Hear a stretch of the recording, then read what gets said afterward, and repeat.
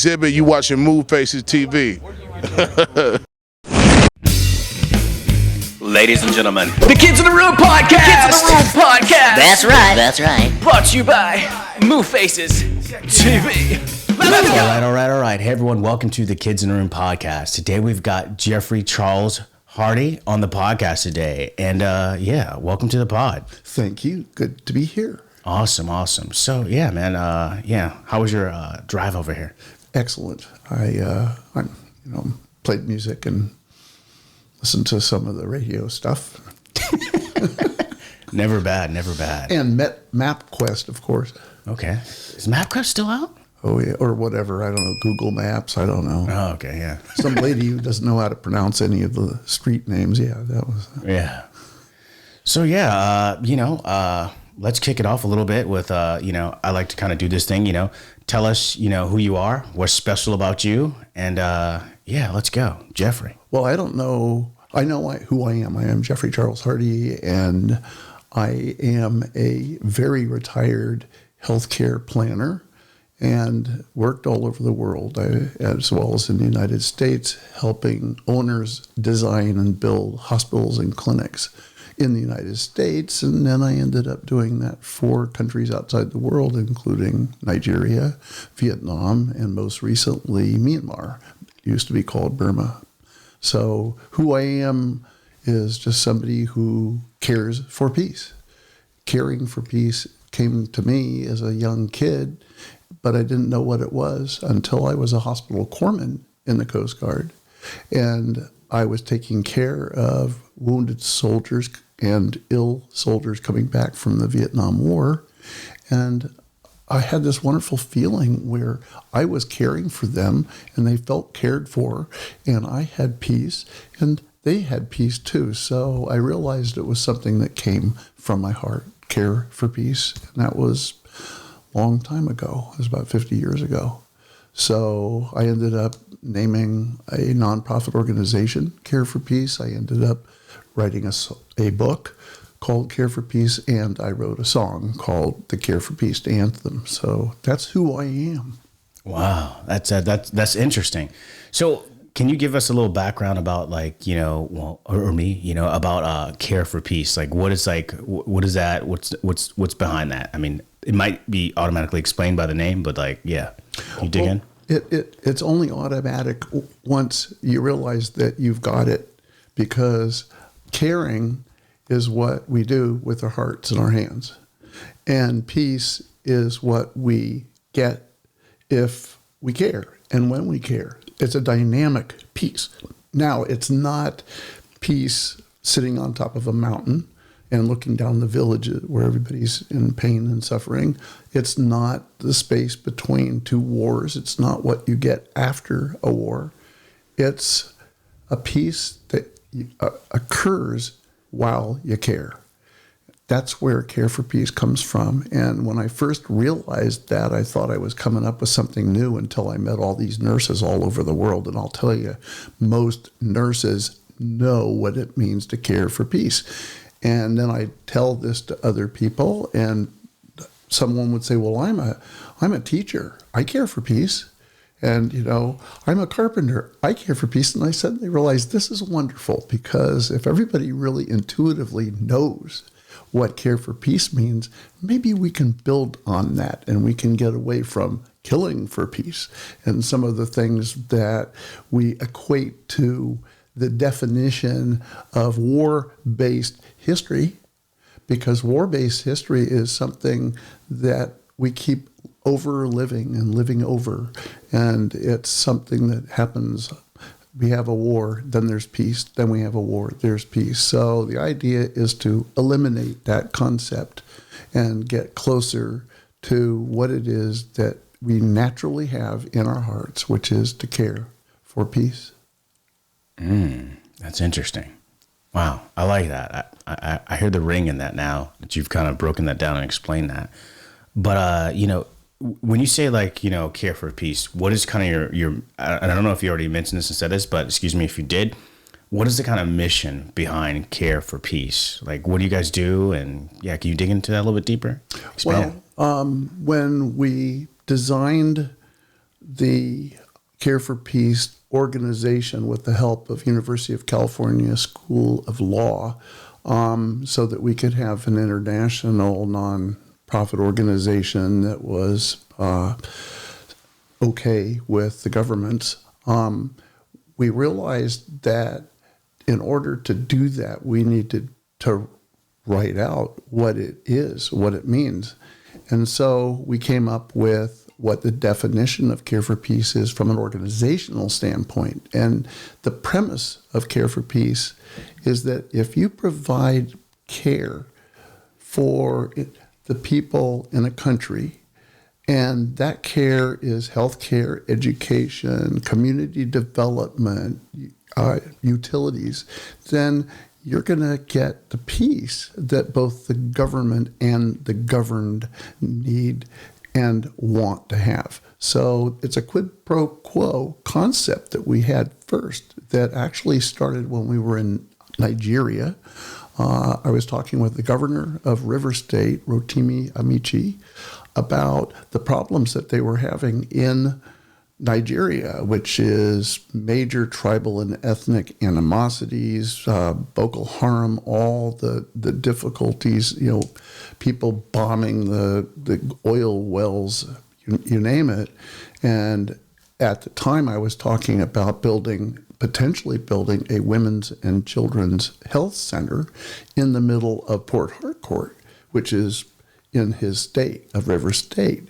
And I said, it took me half an hour to get 500 yards away from the governor's mansion because there's so much traffic in Port Harcourt. I couldn't even see if there was pavement or gravel underneath the car that we were driving on. So I said, why don't we instead build peripheral facilities that are not hospitals but are small little clinics, and then let's staff them with people in the area who are those ethnic and tribal people so that we've got them working together in these small little clinics so that they're models for caring for peace.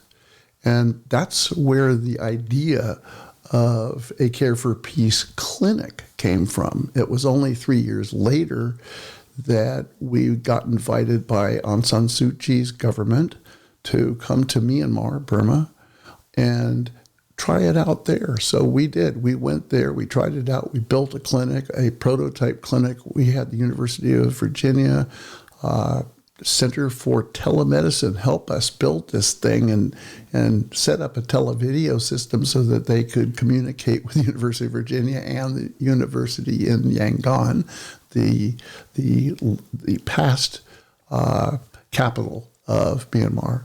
And it was an absolutely beautiful project. It still is. It was perfect. It worked. The people are using it much even better and more than we even envisioned. And so because of that, we already had memorandums of understanding that we would help them build 250 more of these facilities throughout the country. Only one problem. 26 days after the Capitol insurrection here in the United States, 26 days after that, the military in Myanmar overthrew the government. And that really ruined our chances of being able to expand this whole idea of Care for Peace clinics all over the country. And so that really left me to, oh my gosh, what do I do? So I wrote a book. That's where it started. That's where it ended. So you wrote a book what do you think the books would actually solve different from the actual centers that you built out? The book evolved over about a 50-year period, and it started with the Care for Peace templates, which I started writing, in 1976, I think. And little by little, I worked on those templates, and then it became something of a mission to figure out if there's a way that I can transfer my planning skills to planning humanity kind of going the next step which doesn't mean a war in Gaza or a war in Ukraine. That's just not the next step. And so, long story short, I was in another traffic jam in India on the way from New Delhi to Agra.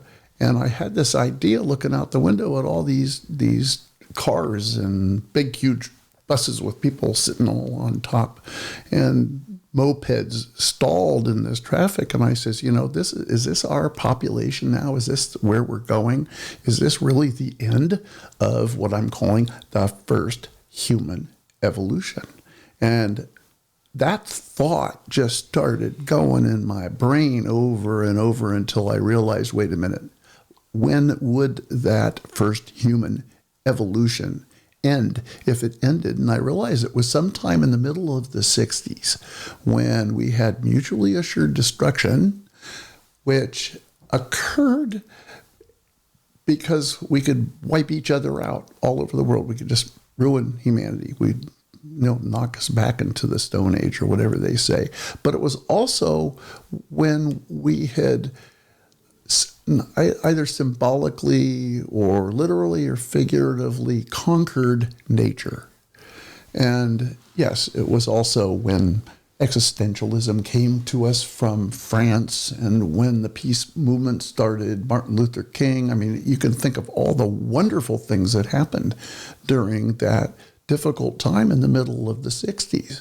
So the first human evolution. And then I'm saying, okay, well, if that's the first, what's over? We've got to define the second human evolution. And we have to define, where are we right now? And that's when I realized, no, we're just flopping around like fish on deck. We have no compass. We have no moral compass. We have no national compass. We have no global compass. And this is the reason why I feel that we're in the suspended human evolution. We're in a place where we're flopping around. We haven't made any decisions. Now is the time to start a global planning process. And that begins with what I call pre-planning. It's not all of a sudden just planning, let's get the boilerplate out and say, look, this is what we do. No, we actually start by approaching the planning process by talking, doing what you're doing. And this is the reason why I'm fascinated by this whole podcast idea, broadcast television idea. I'm interested in reaching out to you and people who are in your position to help the youth of the world.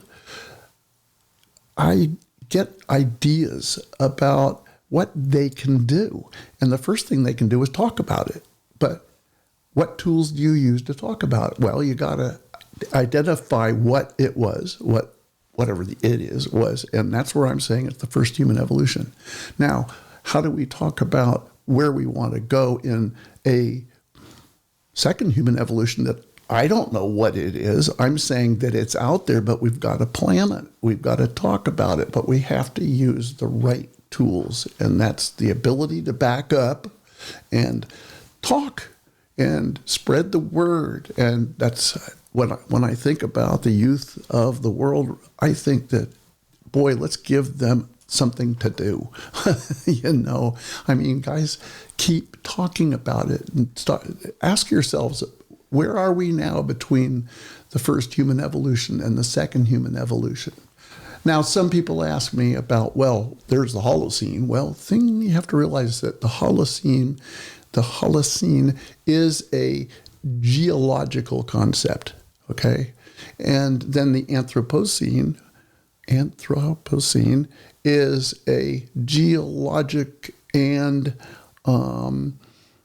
it's a marker concept of, okay, humans have been on the planet and somebody comes to the planet long after we're gone. How will they know that humans existed? Well, there's rings on trees. There's all sorts of geologic effects of human.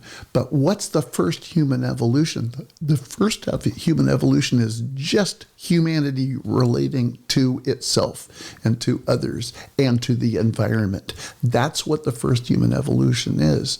So to the youth of the world, I'm saying, guys, start talking about this. Where are we now? What do you think that we should do? And that includes population, because we have an overpopulation problem. We have overconsumption.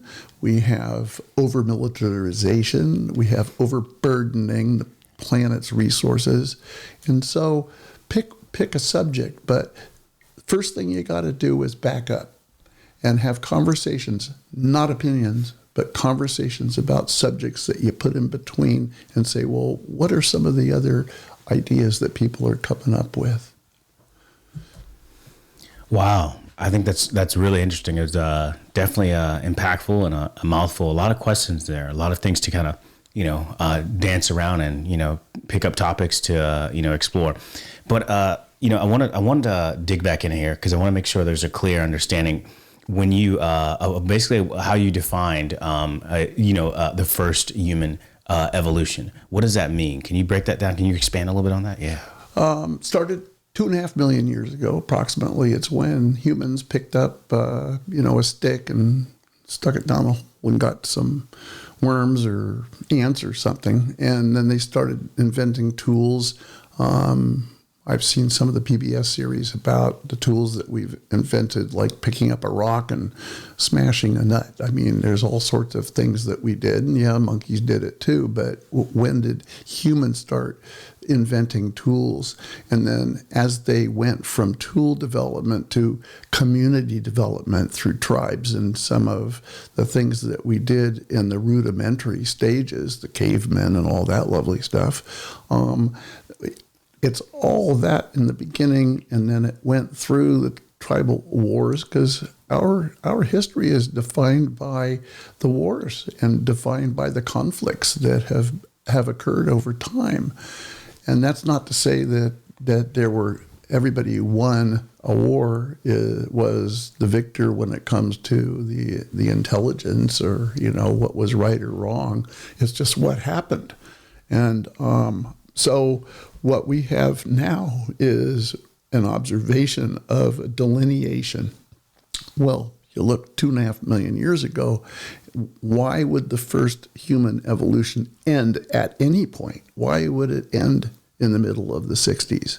Well, I was having a meeting in Myanmar with a bunch of medical doctors and nurses, and they were saying that they think that the first human evolution ended at the Saffron Revolution, which was in 1988. Saffron Revolution was when their country was in turmoil because the government had just levied a huge tax on cooking oil. And there was the monks, which wear saffron robes, started this whole strike and says, oh no, and then everybody got up in arms with it. But they decided that that's the end of the first human evolution. And I'm thinking, well, this is interesting. There's a discussion point right there. I'm not going to argue for mid-60s. I'm realizing, yeah, wait a minute, that's my definition. But in Myanmar, the definition was a saffron revolution. And so I'll say, okay, between the saffron revolution and our ability to design, to plan, to implement the second human evolution, where are we now? If we're in the suspended human evolution, what does that mean to you? And what's interesting is when I had this conversation, Myanmar was moving towards a wonderful democracy, a free-based economy, a market-based economy, freedom. I mean, we were there during this 10-year period that was just unbelievable. But it was only after that I realized that had we continued that discussion and talked about the suspended human evolution, they'd probably do the same thing that I did about my definition of the end of the first human evolution. They'd say, well, now we're in the suspended human evolution where our countries just got taken over by the military. We're being thrown back into the past. And we're actually all of a sudden popped back into the first human evolution again. We aren't even in the suspended human evolution. We hit a wall, saffron revolution, and then bam, we're right back to where we were before, because Aung San Suu Kyi is in home arrest right now. A whole bunch of other people who were arrested or are in jail or kicked out. So it's really sad, but that's what the definition of first human evolution is. It's fluid. So it's fluid. So it can go back from the beginning of times where man was, in caves and et cetera, or whatever it may be, all the way to, you say, whatever fluid time you consider to be what did you call it? You called it like what was the progressive one? I forgot which one you said we are now, or that you believe suspended. Suspended. Yeah. And suspended is, we really don't know where we are. I mean, look at the Gaza, this thing that's happening in Gaza, and people are saying that people are on campuses or wherever they are, either pro-Palestine or pro-Israel. And I'm saying, guys, back up. How can you be pro-women and children getting killed? I don't care who's doing it. Yes, I do care. But I care that humans are doing it to other humans. We've got to get away from killing and got to get to the point where we absolutely agree to agree. None of this agree to agree, disagree crap. We've got to agree to agree. And if that means we have to stay up all night or we got to lock ourselves into a room for 50 days or weeks, then that's what we got to do. But we can't agree to a disagree and then have that disagreement get wider and wider and wider apart. Yeah, I think that's deep. And, I agree with you a lot of that. It was funny because I was literally talking to one of my friends who, was, he's an Israeli soldier, literally yesterday. And then, I have my other friends and people that I know closely as well, too, that are on the opposite side, and it's on Palestine and vice versa. So it's like, when you see some type of injustice, you want to, announce or you want to say this is not fair. But then there's that line, there's that dance, because then it's like, oh, well, you're offending me. Yeah. What about me, bro? Because, you're my friend and, I hang out with you. What happens? This is going to create this type of thing towards us. And so people are conveniently, using, everything one or two people or a group or government may do as a collective. And it means versus us type of a thing. And, Right. I just don't believe things should be so binary. I believe sometimes there's just some bad apples that decide to make some bad decisions and they kind of, lead the herd and kind of, promote whatever agenda they might want to promote whatever agenda they might want to push. So, for example, let's say, I don't know. Let me back it up for a second. I feel like there's some people in history that want to go down in history to be something. They want to live their life as some type of purpose. And so sometimes you'll get some people or a person who wants to be the leader of that purpose so they can feel like they died for something.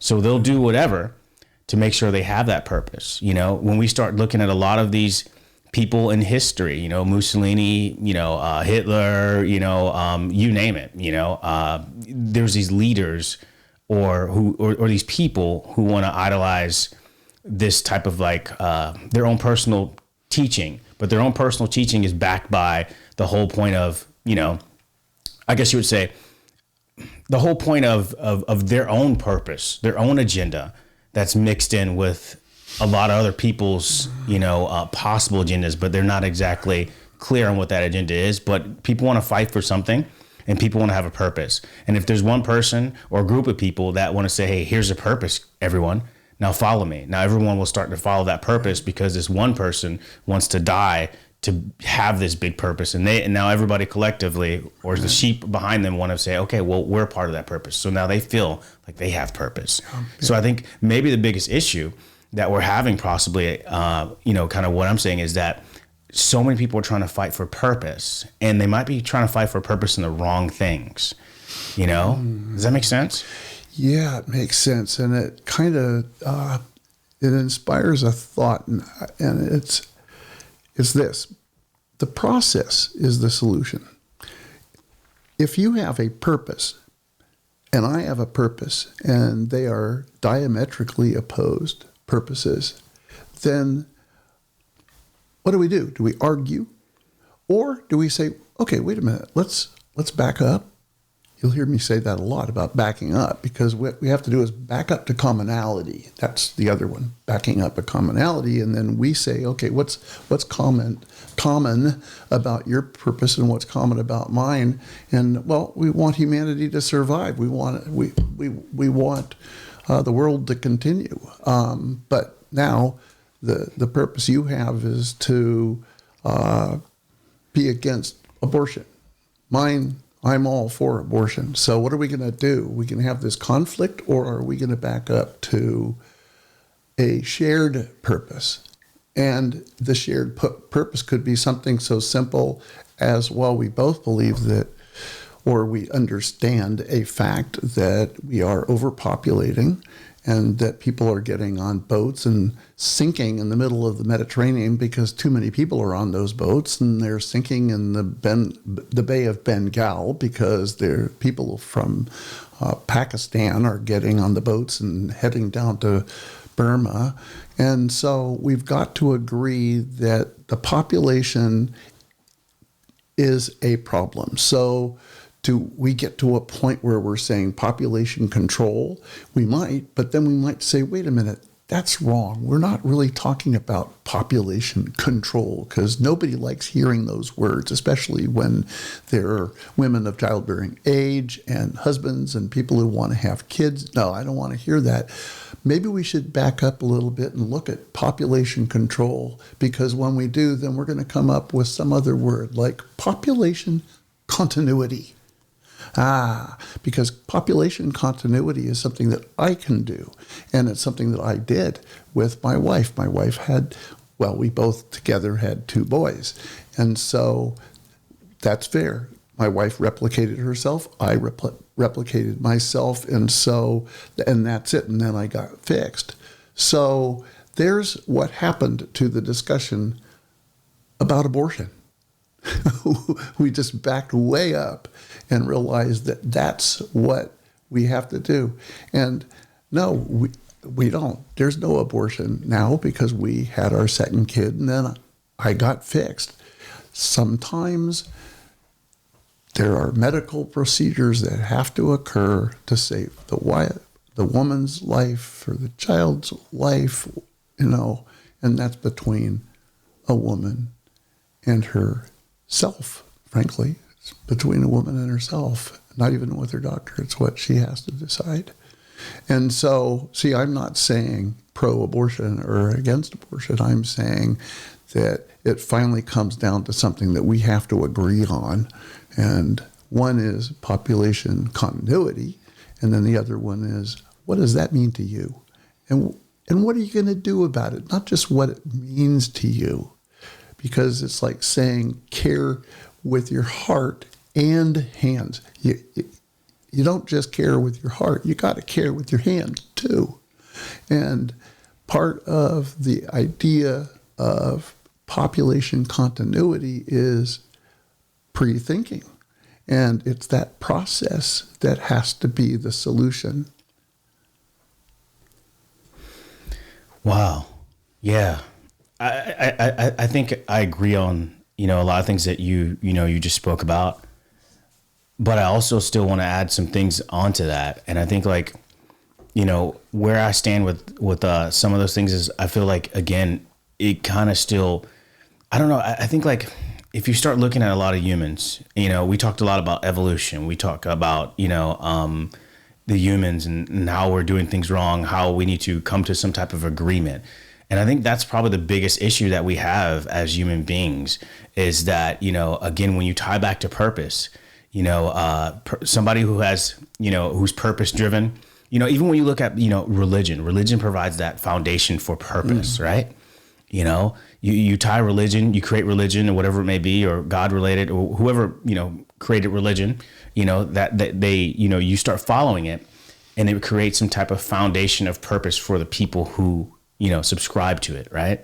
And, you can use those things to destroy plenty of things, right? Or justify any goods or bads, right? I mean, plenty of times in humans, civilization, whether it's first civilization or general, we've, as humankind have used religion to, I guess you would say, justify our evils but we have used it in the name of religion or in the name of God. And I don't think humans have yet caught on to this 100%, but I think sometimes we see things, but even when we start talking about things like that are going on, in Israel or Gaza right now, what we're looking at is a lot of people that feel some certain type of way. And, some people might, have these different types of beliefs. One side says, well, these people are bombing me, so I have to protect myself, and, then there's, the people who are kind of like, I guess maybe who have no direct, how would you say it? No direct, stand in it exactly, physically. They're not even there. They've never been to the country or whatever it may be. They don't have any real idea. They just kind of watch what's ever on the news. But those people might be like tied to a belief of religion. So therefore will support anything that happens because it fulfills a prophecy, right? When you back religion behind a lot of things, people will follow it blindly, no matter if it's good or bad, because you can kind of create your own, I guess we can say your own type of purpose, that's tied to religion, to whatever you might want to do. So for example, I could, I could kind of say, well, hey, I'm doing, A and B because, religion says I should do this. And if you are a person who's following that religion, you're going to probably follow whatever that person says because, they might be related to somebody who is a high figure in that religion that you follow. So therefore, whatever they do is automatically good. And then you have the other people who are standing outside of that who probably don't believe in that. And, they might believe, oh, this is a part of colonialism. These people just want to kill people. And then the other side's like, oh, well, you know what? These people are saying they wish the death of us every day, and, I believe like I believe there's a lot of truth to a lot of different scenarios. I believe there's a truth to what each party are saying, right? I believe there are people who are saying A. I believe there are people who are saying, B, all at the same time. One doesn't have to be, how would you say, wrong for the other one to be right? It could be kind of both at the same time, might have the same exact opinions, and whatever that may be, there's no agreement there.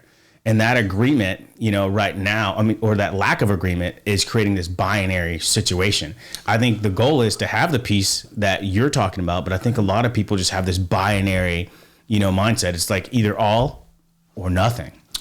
I like your word purpose because I think there is results-based purpose and process-based purpose. Now, what's results-based purpose is where you're coming in with a preconceived or pre-developed even idea, and you run with it. Because the things that you're talking about, where I believe in one thing and you believe in another, and I'm just sticking to it, that's results-based because I've already come to a conclusion and I'm going to bring my opinion to the discussion table. Now, process-based purpose is different. It means that you back up, and you say, oh, okay, tell me how did you get to where you are now? And that really puts the other person in a position to turn his result into a process. Right. And I think that, and I appreciate the word, because I think that when we're talking about what a position is, if we can't look at new information that comes into our brains and allow it to challenge what's already in our sensorium, then we're not doing ourselves a favor. We need to be able to take what we think is our purpose and say, oh, you just gave me some new idea. Oh, okay. So you have to have a fluid sensibility. You have to trust your brain to not only remember what it remembers and think about what it thinks about, but also take new information. Because new information is always coming at us, no matter how old we are. What do we do with that new information? That's the key question for our discussions about purpose. Yeah, I agree. What do we do with that new information? But I think, on top of that, what do we do with that new information? I think the problem is a lot of people aren't doing anything exactly with that new information, at least the people who have the power to, cause peace, right? People would rather argue over, things that really don't matter, right? When we go back to things, after the pandemic or during the pandemic, a lot of people became more aware, more, I would say, awoke. Not woke. I don't like that whole terminology. It's just like, I feel like a lot of people are asleep, so I don't believe people are woke. Yeah, exactly. So, that is my personal opinion. I believe a lot of people are asleep, but, it's trendy to say people are woke. And, it woke has begun to be the bad guy in the room, if you mention that term. But for me, I feel like we haven't achieved this yet. Most people in the world, a lot of people are asleep. A lot of people don't understand world history. They don't understand human history, and they have no compassion for each other. We scream, when we look at indigenous ancestors and we say, oh, well, indigenous ancestors that lived, in the Americas, they were uncivilized.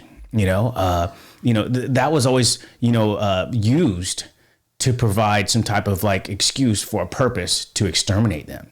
Oh, well, they're not religious. They're not Catholics. They don't believe in God. That was always used as an excuse to exterminate people. Right. When you want to desensitize people, you give them a name. This is something I always sit there and say all the time too as well. When I was taking computer science class, I had a professor. He said something that, stuck with me. He said, when you want to declare a variable, you have to give it a name for it to have purpose. Interesting. And I was like, holy shit, excuse my French. Yeah. Does anybody hear that, what he just said? If you want to declare a variable, you have to give it a name for it to have purpose. Right. So that went back to me, and when I looked at Columbus's journal, and I looked at numerous of historical figures. When I was a kid, I grew up around P.T. Barnum's great grandson, and I remember seeing statues of his great grandfather or whatever in Connecticut, just facing the ocean. I was just like, this is amazing. Like, this guy's been gone for all this time, and he has statues and streets named after him. It's insane. Yeah. But it just gave me it touched back on this whole thing of how mankind can just create a story, and they just want to create some type of purpose around them, and without purpose, man seems to be lost. And some men are great leaders, and some of those great leaders sometimes do a lot of horrible things, but they always have something in common, that they tie in whatever mission that they achieve, they seem to want to achieve by purpose, right? Because they know a lot of people, I don't want to say they're soulless, but they feel lost.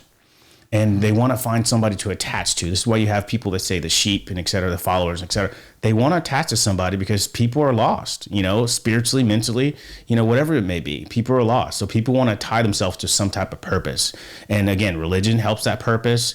By giving things those names and those values, you provide purpose once you give it that name, right? And you can also give other people a negative purpose, whether it's good or bad. Those purposes can work different ways. If I call you uncivilized, then obviously now I've given you a purpose, and I've named you. Right. And I think that my purpose right now is to reach out to the youth of the world and ask them to join us in this discussion about where we've been, where we are now, and where we are going. We, as in humanity, we back up and look at the whole first human evolution. Are we still there? I mean, when I think about the Gaza and the Ukraine thing, I'm realizing that, hey, maybe we're still in the first human evolution. Start having those conversations. Our purpose really needs to be doing exactly what you're doing, because you are helming this discussion. And we, I think, have to somehow avoid ending discussions on opinion. Now, there's nothing wrong with bringing an opinion into the conversation, but what I like to do is say, okay, let's take that opinion and what are some of the other opinions? Just put it in the middle, put it in the middle. And one of my expressions in meetings is put it in the middle, put it in the middle. So what do we do? How do you put the ideas that you have in the middle so that when you're talking about purpose, what are some of those purposes that you're thinking about that need to go in the middle? Not just one, but tell me an example of some purpose that you are thinking about when you say that. Wow. Examples of what I feel, purpose is, Yes. Personally me, or just like in general. Yeah. Like, what do I think purpose is for me personally? For me, I would say, or are you asking me what my purpose, or what do I think my purpose is? Which one? Sorry, just to make sure I'm clear. Which one do you want to answer? I can answer both. Okay. Which one do you want first? The first one. Okay, cool. I mean, I think when I start thinking about purpose to me means one's reasoning for being, right? That's what it means to me. One's reasoning for being, when one needs a reason to be, right? When one is aware of itself and it needs a reason for why it is aware and why it exists. This is where I feel like purpose comes into play. And I feel like humans corely have this in them, no matter who they are, whether it's for bad purpose or for good purpose. At the end of the day, that purpose ends up permeating some type of pros and cons throughout history. Some type of yin and yang, no matter what. There was bad things that some people of purpose did, but then it also caused some good things later on. And so there's, I never see like this exact, there's just bad and good. There's just sometimes the bad ends up making things good because we learn from it. And sometimes the good, make things bad in the long run. It really just ends up being like this fluid type of thing. And when I start thinking about myself personally, when I say, what is my purpose? I think my purpose is always to bring oneness in perspective of the oneness, to make sure that people, are reminded that we are all one and we are all a collective, and we all are just these beings that is connected to one being, right? Maybe everyone doesn't believe that, but I think deep down, we all know that we may think that we're bigger than what we are, but really we're not. We're all a part of the same system. We're all a part of the same substance. Any type of of these categories that, other men before us have created are just, they're just labels. They're not real, right? Just like I told you previously, that was that aha moment for me as far as defining things and understanding how people want to categorize and define things is when, you're declaring that variable, it has no value until you give it a name. And then when you look back in history, this is what people who created systems did. They gave names to things to give it value. And I think there's a problem about that, because you need to dictate what you give yourself value of, not let other people define your value, because that's what ends up happening is when you just go with the flow of the system. Somebody creates a system and then you just follow whatever the system says. Well, the system says that I'm this or that, and I'm, the system says you're dumb, and obviously, the system said I'm dumb, so I'm done. And the person just follows that throughout their lives for the most part, or at least tries to challenge that. Sometimes you might have an outlier who tries to challenge that and becomes something that is not, right? But I think in general, to me, that is where I feel like one of my biggest purposes is. I don't think sometimes humans are, or every human, it has exactly one purpose. I think sometimes they're multidimensional, if you will. Sometimes it could be things that you might not realize may be also a part of your purpose, but I believe it's all connected, because the pros and cons that happen to each individual, each thing that exists within this plane, all ends up having a reaction, right? Every action has a reaction, right? Newton's law, et cetera. I think this is what it is. But I think when humans don't understand this oneness, this is where we get lost. This is where we get vengeful. This is where we get evil. When we start fighting over things that really don't matter at the end of things, and realize that this is just a vacation. We're all here just to learn. We're all here just to go through a unique journey. And then we go back to the collective, right? Mm-hmm. This is how I kind of see it. Sorry. Interesting. I don't have copies of the book right here, but I've got the 4 templates. And one of the things that I've got in all 4 of the templates are values, attitudes, and goals as it relates to the first human evolution, and then what could we strive for in the second human evolution. And I think that in the value category, a purpose for me, and it's on my individual template, it is to care with my heart and with my hands. Okay, so that's the value. That's the purpose. And I equate purpose with value because it's your reason for doing something. Now, what are my intentions? Well, now my intentions are to achieve a goal. And a goal is synonymous with an intention, because if I have a goal and I don't have an intention to get there, what's the point? So you basically have a value, attitude, and a goal for both your relationship with yourself, for others and with others, and for and with the environment. And that's something that has to be translated. And in the book, I explain every single one of them, because value is purpose. It is the reason why you do something. And if you know what it is that is your reason, and that it can be challenged, very important, because someone might say, well, that's your purpose, but my purpose is to kill people. That's my value, to see more dead people on the planet, because there's a lot of people out there who have that attitude.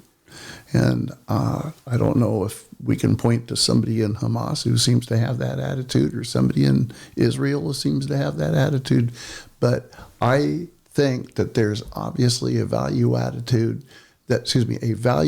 there that says, okay, it's okay to kill women and children, and on both sides, And I think that we have to look at purpose as a critical factor in processing our expectations, because our expectations will change if we take care of our relationships and take care of the discussions that we have, like what you're doing. Yeah, I think like a lot of these things are basically, I like to sum things up to tribal things. Humans have this need to, and it kind of tags back into purpose again. Humans have this need to differentiate themselves or segregate themselves by their tribe, right? And each tribe has their own purpose or morals, or what some people might want to call cultures, or whatever it may be, or way of life, however you want to, coin it. Each tribe has that. And once they have these tribes, then they really want to differentiate themselves from the other. And then what ends up happening is when those tribes interact with each other, they sometimes they have conflict. And then what ends up happening is they kill each other, right? Even if we go back to, let's say, even to the earliest, Christian, parables where we start talking about, or scriptures, we can even talk about, Cain and Abel, where, Cain killed his brother Abel, right? And then he was kicked off to the so-called land of Nod and came back with a family. It's just like, it's interesting, but there's always like, well, who's those other people if there's only 4? Right. But anyways, but back to the thing is, I think humans are inherently tribal. I think we want to create some type of like division between each other instinctively. We want to say, I'm different because of this. In the past 500 years, we made up new things, right? We made up new systematic things. We came up with these new ideas of, or I would say the top colonialists came up with new ideas and said, we're going to do phenotype, and we're going to create these phenotypes, and we're going to create these categories within these phenotypes to separate each other. So that way, all these people won't notice who's really running stuff and who's really doing things. And all the commoners will just fight against each other. Right. And anytime we want to say something, or anytime these top people with their own purpose want to, push out their narrative, they can do so and have all the people, fight behind them. Because what is the biggest thing that you can do to get everyone to fight with you is to create a purpose, create a name. I'll create a nationality. Mm-hmm. I'll create an idea of of a phenotype or a race, all these different things to create this control mechanisms to call or blow the whistle so everybody can feel like they have a purpose of who they are. But really it has nothing to do with who you exactly are. These things are just fictitious. We make these things up. But really we're just the same people. We have the same wants. Everybody wants to be loved. And of course there's going to be the, people in time who, might want to cause, harm to people, but they're going to use it in the name of purpose, right? They're going to use the name of purpose. Well, I'm doing this because I feel like I'm saving some people. So I'm going to hurt another person to save my other friends. And that justifies me doing it. Yeah. And when you look at that rootly, that makes no fucking sense. What's interesting is you're using the word purpose and I use the word value, and it's one and the same. So when I look at the first human evolution, value or purpose, when it comes to our relations, banding together for survival, that's the first human evolution purpose. We've got to do that. That's tribal. Now, what do we do when we're talking about the second human evolution? What do you think in the second human evolution is not banding together for survival? What is it? That's a challenging question. I don't know the answer, by the way. I've got a suggestion in one of the templates. Say that one more time. The first human evolution, banding together for survival, that's a very tribal value, purpose. We better band together for survival or else, So that's first. So if we're going to have a globe where we interrelate, where we're not dropping bombs on each other, we're not shooting and killing each other, what is the value? What is our purpose that we need to be aiming at? Because right now, some people are banding together for survival in all these war-torn places, and some people aren't. And some people are just left out, and some people are illibertarians or whatever, So what is the purpose that we can aim at in the second human evolution? I don't know whether you want to accept the challenge, but I'm saying this is a conversation that we're trying to help other people join us in. And that's how we have the conversation. We say, okay, that's what it was in the first human evolution. What should it be in the second human evolution? So you can think out loud when you're answering this, because I just threw it at you. Wow, that's a big one. I think there's a lot to unpack here. And what I mean by that is, I have to think about a lot of different things that never existed before that we are, currently dealing with, or we will be dealing with even more as we grow as humans. And what that means is, now we're in different times. We've hit globalization. We're able to, open up our devices and see what it's like to be anywhere around the world, right? Of course, there's algorithms that kind of paint certain pictures based off of the algorithm code. But objectively, I think we could say that we can kind of see a vast amount of information or cultures or things that are going on around the world with our devices, which we couldn't do before. We can travel to any place we want to, which we couldn't do so easily before. Sure. And so with that, and then also now things like, AI, that's totally, when I mean AI, I mean like large language models, period of where we're existing at right now, where, we can just, almost figure out, anything that, that exists within the genetic structure that we might want to manipulate or change, or why it may do certain things. We can almost closely start to figure out a lot of those questions that we had for a very long time that might have took us, 100 years or so. And now we can do it, possibly within a couple of minutes. And, that's going to increase even more, especially with a lot of these supercomputers. But, basically what I'm saying is, Elon Musk said something like this most recently. And, I'm really dug into these, this conversation, because I think it aligns also with what you just asked. And Elon Musk basically said, as we're going forward in the future, very soon, it will be that people will not have jobs. And the problem is not that people won't have jobs. It's that people will need to find some type of meaning to their lives now, because a lot of people put their career as their meaning. Right. And that ties back to purpose, right? Because a lot of people tie their purpose to their job. And I think that goes down to country, beliefs, religion. People want to tie themselves to some type of purpose. And that goes back to that big conversation, or that big topic that I kind of brought up earlier, of how the human mind works. Humans want to belong to something, and they want to stand for something. And if you can be that person to understand that, and speak really well, you can manipulate the masses, because all you have to do is give people something to fight for, give them a name, give them this start giving them these documents of orders, or let's say list, or as you said, I forgot what you called it, but basically these type of like beliefs, or you make a systematic structure out of something, right? Yes. Like how we have our amendments and et cetera, and then the Bible has its own. Sure. So you have this conflict of all these systems that people want to follow, whether it's the 48 laws of power or et cetera. People are just trying to attach themselves to some type of like system of purpose. Wow, you're touching on my purpose, because my purpose in writing that book was to share the tools for developing a plan for the second human evolution. And so I put a name on it, just like what you said. And the templates themselves are not complicated. They're very simple, but they all is that checklist.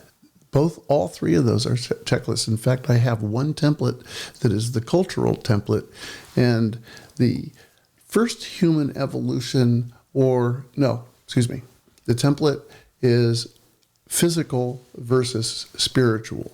So what are the physical aspects of what we look to in what would be the second human evolution? And the reason why I put spiritual there is because when I think about what I think the failures of Karl Marx communism is that they didn't have that column for the spiritual.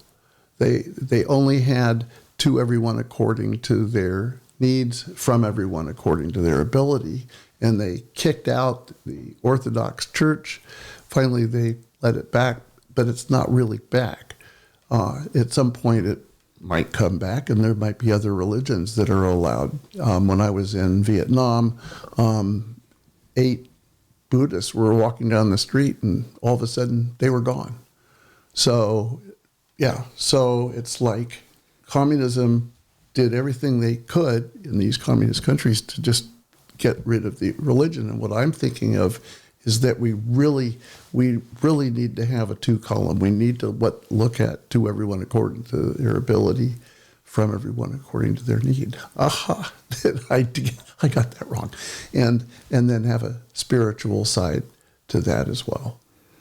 Can you break down, some things that you brought up too as well, like your book and its chapters? And I know we'll probably dig into this another time as well. But for sure, I know you forgot to bring your book. Yeah. But let's dig into that. Can you break down some of the chapters and give some summaries of some things or highlights of some of those that you can recall? Yeah, there's 3 sections of the book. The first section is just definition. And the first section of the book starts out with a preface, and the preface has the first sentence, and the first sentence is the most important sentence in the book. I tell people that you don't have to buy the book. Just read the front cover and the back blurb, and you've got it. But do read the first sentence, because the first sentence is, to care for peace may not be the secret of life, but it is as close to the secret of a living there is. To care for peace may not be the secret of life, but it's as close to the secret of living there is. And so the whole first section is talking about what it means to care for peace. Also defining what the first and the second and the suspended human evolutions are.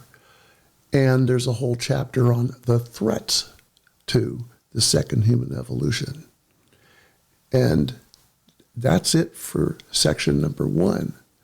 Now, the second section is all about the templates, and it presents all 4 of the templates and has a discussion of each one, but not an attempt to explain any one or more of the categories, the value, attitude, goals on the personal, relational, and environmental levels. It's not because I want people who read this to do their own thinking about what it means. I don't need to explain it, but I do discuss the idea of a personal template. So personal template is just me, and they get to see what my personal template is, and then they can read it and say, okay, well, yeah, I kind of believe that. Yeah, but I would put it in a different way, or that's his, that's not mine.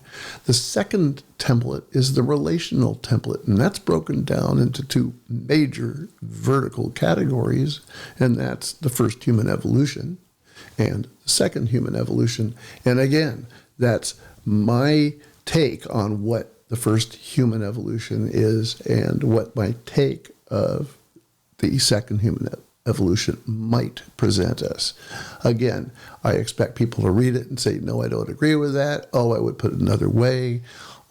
Because I've shared these with a lot of people, and the minute they look at that, they say, well, why are you saying singularity versus diversification? So I say, well, no, singularity, I better change that. This is what is nice about having these templates around for 50 years. I changed singularity to corner on the market.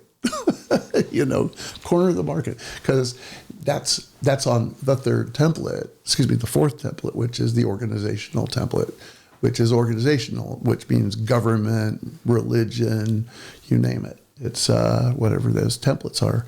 So that's the second section. The third section is the tools you really need and who you need to think about being as you are designing the second human evolution. And that's broken down into the categories of, are you a change maker? See, I like being a change maker and a change agent, I should say. And a change agent, the best change agents are invisible. So that's what I try to be. I try to be invisible, and I learned that by being a change agent to help architects and engineers and hospital designers design hospitals that were nursing focused, not patient focused, but nursing focused. Nurses know how to focus on patients. Don't tell a nurse that she has to be patient focused. So, and then are you an explorer? Because being an explorer is very important. You need to be, here's my machete. Let's take, oh my God, there's a bear over there. I think I'll go this way. You've got to have that wonderful feeling of adventure.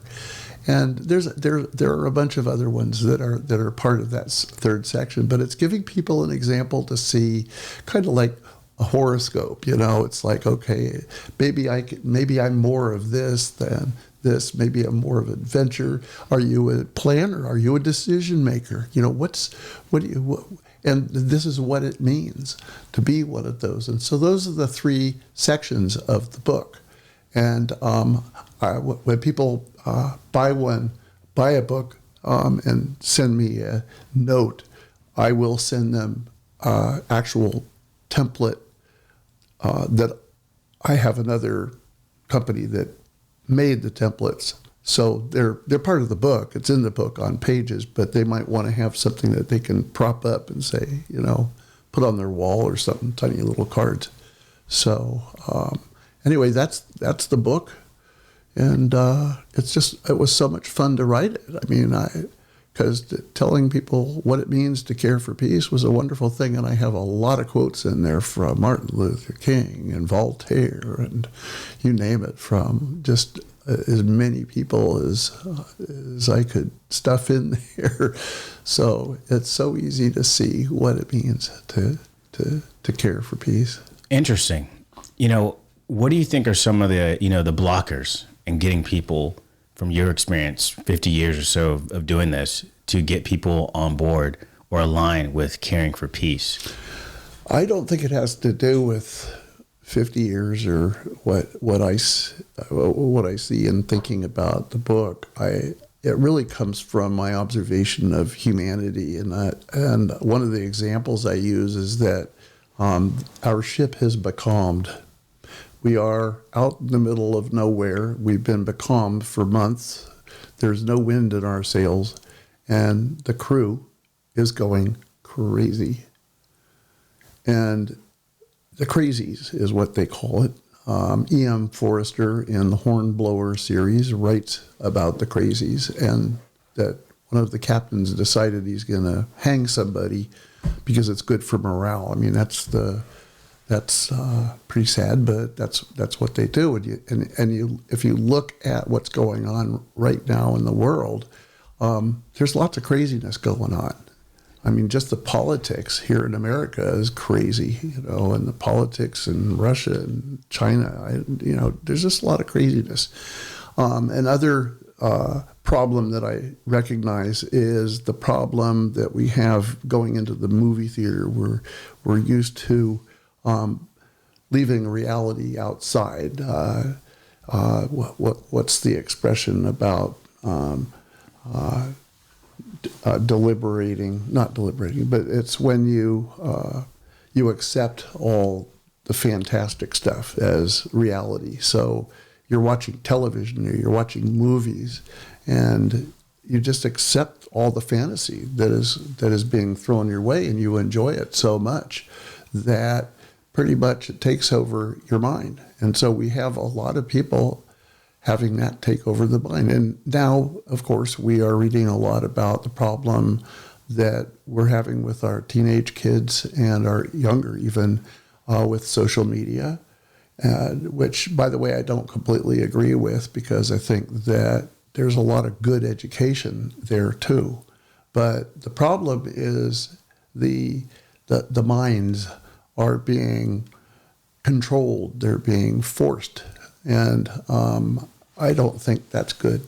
So those are just two examples of the threat to the second human evolution. And that's a whole chapter. Yeah, that definitely sounds like a whole chapter. I mean, because, as we see, like, one thing I always sit there and try to explain to people, and as a person of technology and a person in it as well, or a person also who embraces it, it's amazing, it's healthy, it's great for us, but it also has, like anything, it has its pros and cons, right? That's critical thinking, number one. And when we look at that, we're definitely we're at war, right? We're at war, but we're at many fronts of war. And I've said this in the pod before, it's like, and what I mean by that is, like, we have physical war. We have, this could be controversial, but, I believe we have some early signs of bio-war. I believe we have a technology war. And what I mean by technology, not just in the, with social networks and things like that, also in technology in general, like when it comes to hardware. We're also in a financial war. We have BRICS. And then we have, the American dollar that wants to, keep its, it wants to sit on its crown. It wants to stay the leader. Right. And there's a lot of people, and in our goal or our focus to keep that there, what is the cost? What is the human cost in order to keep that there? It may be good for us in the short run, but in the long run, what does that do for humanity? We have to do some evil deeds to keep that currency on top, because there's a lot of people or a lot of humans who do not want that to happen. And for whatever reason it may be, I mean, you can obviously think of yourself and put yourself outside of your own box, outside of your own mind, your own world, and say, okay, let me put myself in a perspective of somebody else sitting in some other country or whatever it may be. And what does that mean to them? How does that feel to them? Yeah. And it's huge, right? Because the amount of currency or the amount of the value of your currency is huge, and that could totally affect your outlook on life, right? Yeah. Your life expectancy and et cetera. But I don't know. I just see a lot of different things, and when we start looking at social platforms, we start looking at bots. We have different countries. Our biggest, I would say probably the biggest three. We have Russia, China, and United States that are kind of like all fighting each other simultaneously on social platforms with bots, communicating whatever message that we want to, or whatever opposing side wants to push and permeate throughout that society. And, you can easily distract people. And I think like there's pros and cons to our freedom that we have. In the United States, we have this, everybody, just be free and do what you want to do, become who you want to become. But at the same time, that comes with a cost, right? Because there's another con to that. Now people are distracted. They're not doing the things that they need to do to stay technologically literate, in depth, right? They're not building the things that are changing the future holistically, right? People are like, hey, I just want to be a TikToker. Nothing wrong with that. But, what does that do for the American on average, right? Yeah. If they're not paying attention to what AI is actually doing, but they're just being a consumer. Right. What does that do for us? Pretty much majority of the workforce and the brilliance that we get in, we import. Right. We're the biggest importer. Right. We've been importing since this country's pretty much been formed. Right. We've been conquering and we've been, importing consistently. Right. We've exported some. Don't get me wrong.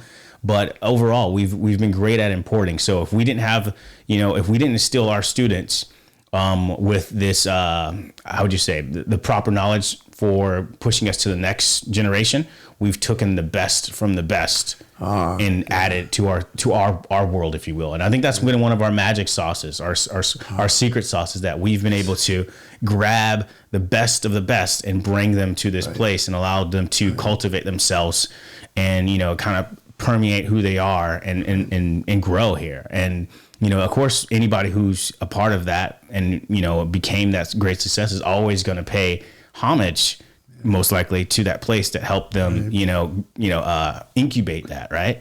We've incubated a lot of success. There would be no Elon Musk, technically, if there was no United States, right? He couldn't have been able to do the things that he wanted to do if there wasn't the United States. He was in Canada and he worked his way over here, right? He had a goal of coming here. He knew what would happen if he came here. And I think a lot of people do that. But what's stopping a lot of the people here from actually doing those things? And I think a lot of those things have to do with our culture, our education. And then we have a lot of these internal biases to where we want to, only teach certain people and certain cultures and certain languages, and we're against this religion and all these little binary things that cause divisiveness within the country, which actually hurt the country in itself as a collective, because we have these little subcultures all within it, and everybody's just like fighting. And why everyone's fighting, it's just like the powers that be are like, hey, look, we just need to get this happening, and we just care about the money, and we want to trade with this country, and we want to do this. We don't care about the people. And then what ends up happening to the average people here is they get left behind.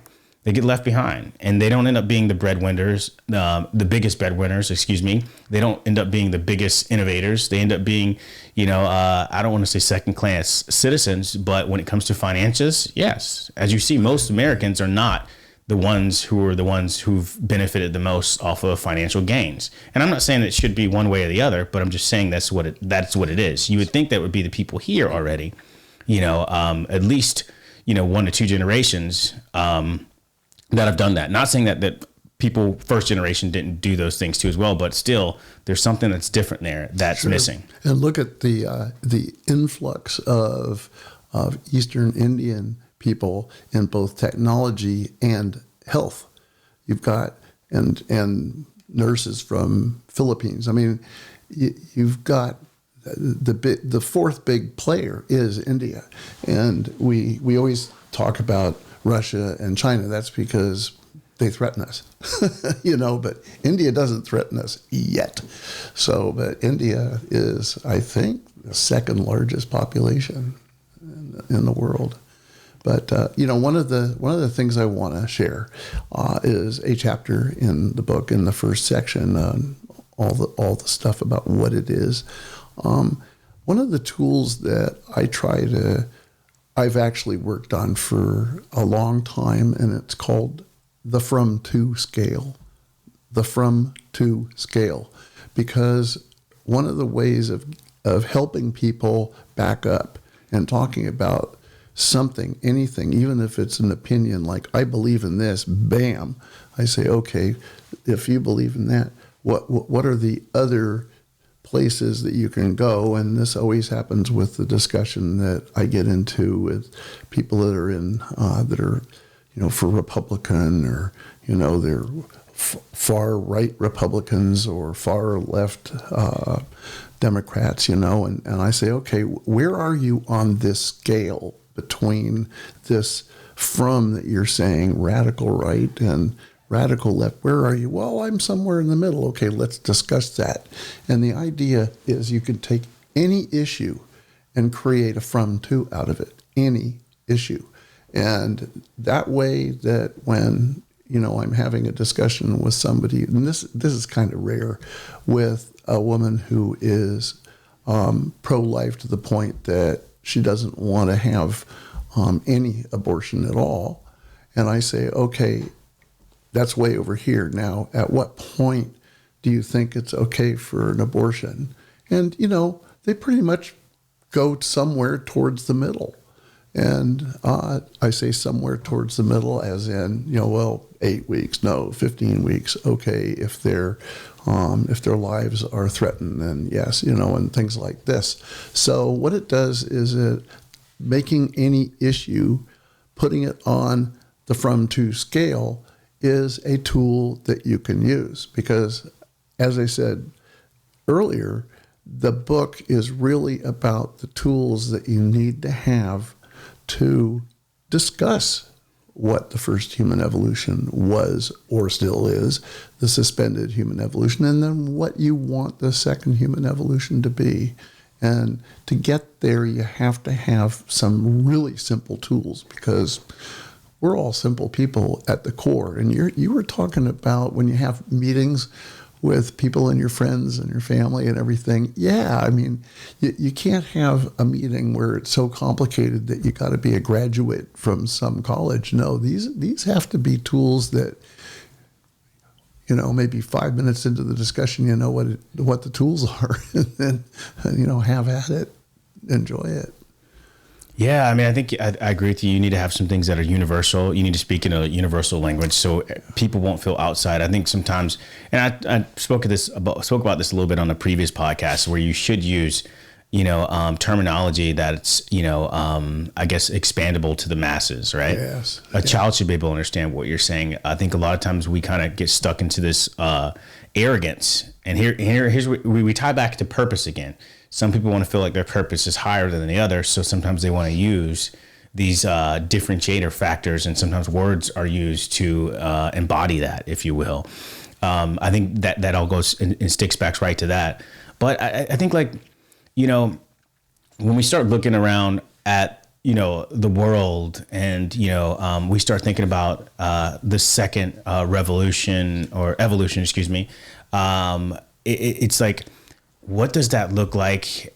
And I think for me, what that looks like is there's going to be some type of, I think this is somewhat obvious to some extent, that there's going to be a computer age where there's the machine age, where there's the machine's right and wrong versus our personal right and wrong.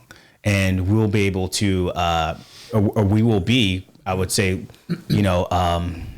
how would I put this? We will be at mercy to the machine when it comes to looking for the right answer. And I think this is where we're kind of going, where we're going to look for the answers from machines. And the machines are most likely going to be governing the people as far as what is just and what is not just. I don't believe that people will exist the way that we exist now, where our opinion, or we're going to rely on a human to be able to give that opinion so strongly like we do now, to have so much power.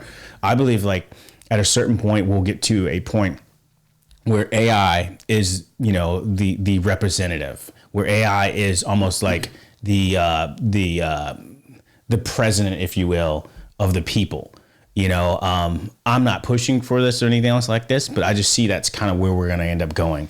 Is that technology seems like it's going to be the overlord of humans. Because it's like, if you think about the capacity of humans, we can only perceive things but to so far. And once the technology has reached a certain point, it's going to reach to a point to where it feels like, or it looks like it can do miracles. And then when you take away purpose from the average human being, then they're going to try to find some other type of purpose. So then there's going to be the other people who are against this type of thing. They're going to call it whatever they might want to tag it at that time. They might call it the system or whatever they want to call it, or the energy or the great one, whatever they might want to call it. this technology revolution that we're going to have, where technology is kind of running things. Well, we already have it when it comes to surveillance.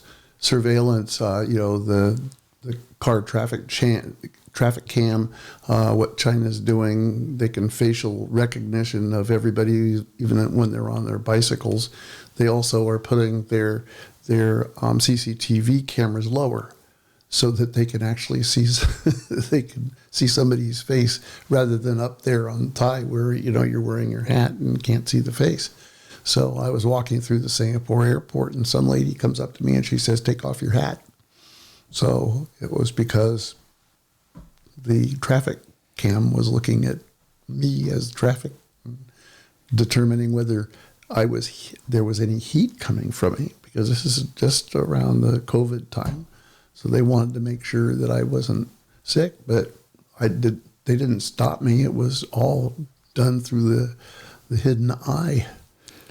So, yeah, I think this is another thing. And I was talking about this on my previous podcast a little bit. I touched on this. And I think that a lot of people make a lot of opinions about technology, but they really don't understand the fundamentals of how it can be all harvested. And what I mean by that is, when you don't understand how the system creates and how it organizes and structures data and how it identifies data, like, for example, like the AI and et cetera, you might not understand how it does things, and you might not be able to look at certain things and understand what's going on at that time. So I think basically what I'm saying is, like, the average individual around the world does not understand how technology is harvested, or it's cleaned up, or it's organized, or how it's interpreted to the other side.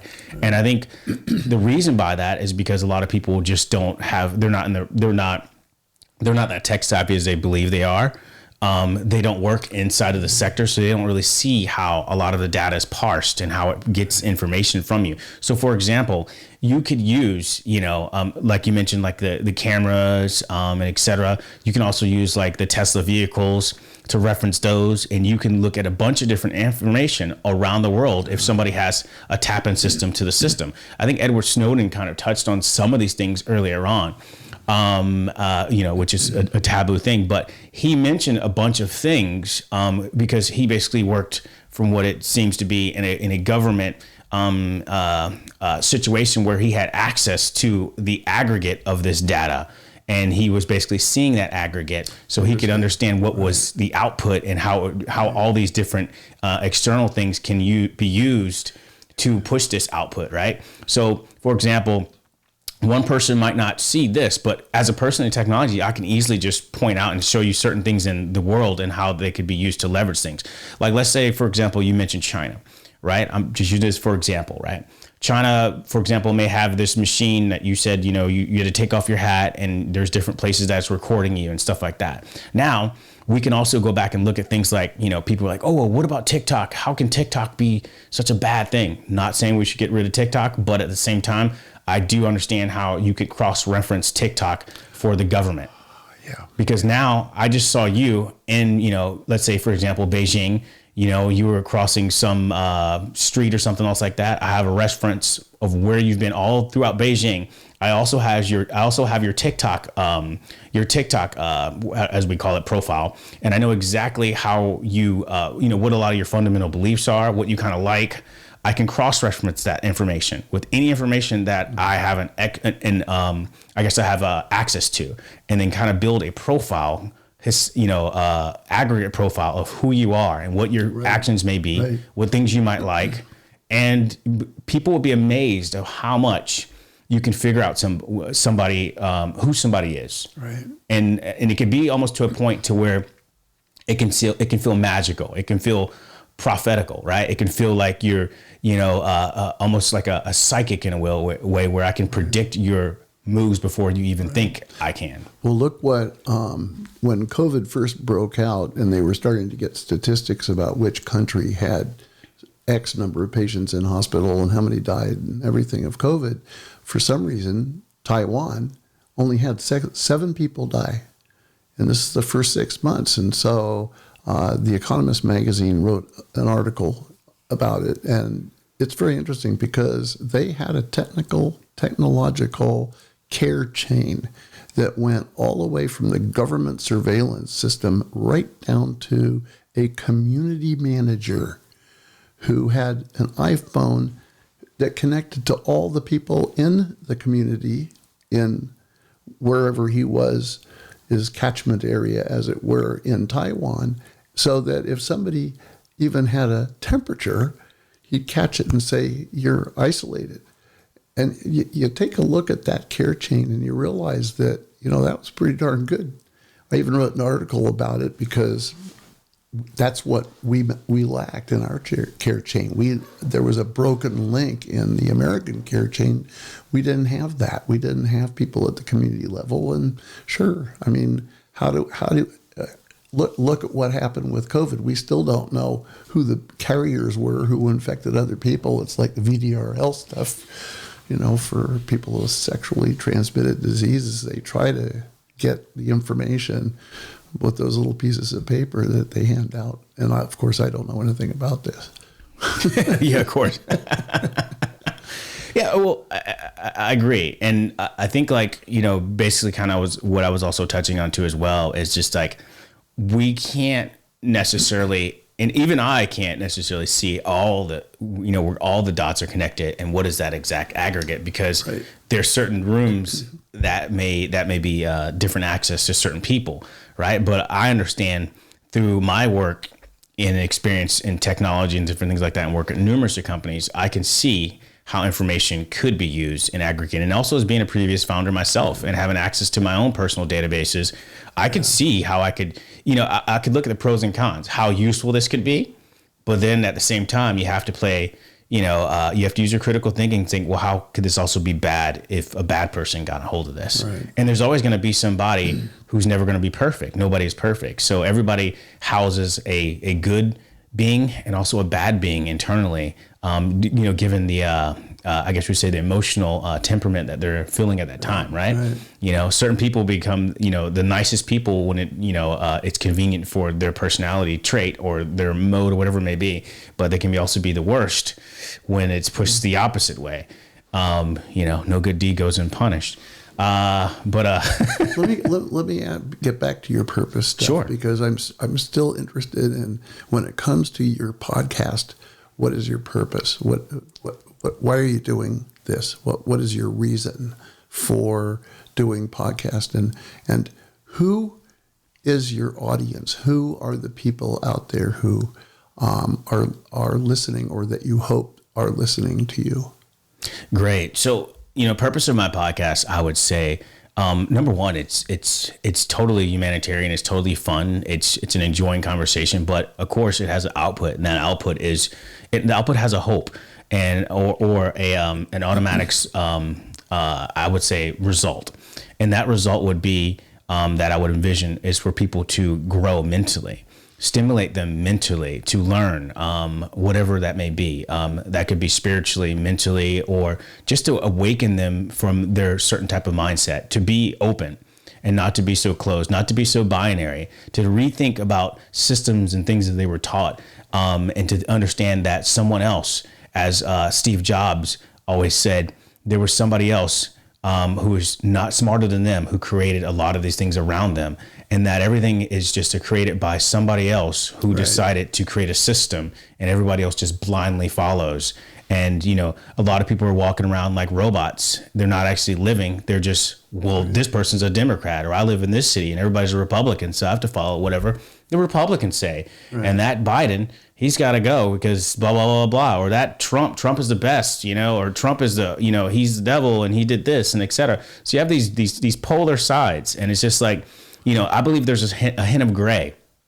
There's a hint of gray of some things, and you have to kind of choose based off of what you feel is going to best, help the country or the people in itself, but also try not to hurt others.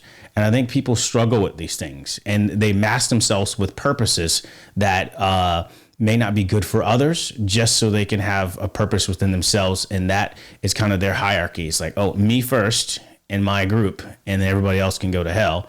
And if there's some leftover rations, good luck with that. And I'm just here to say that it doesn't have to be that way. Well, you're results based. purpose. How can you help with your podcast to help people become process-based so that they can get as advanced in their purpose, is in their results-based purpose and flexibility that really is your intuitive goal? It seems to me it's you're going to help people. What you're doing is helping people.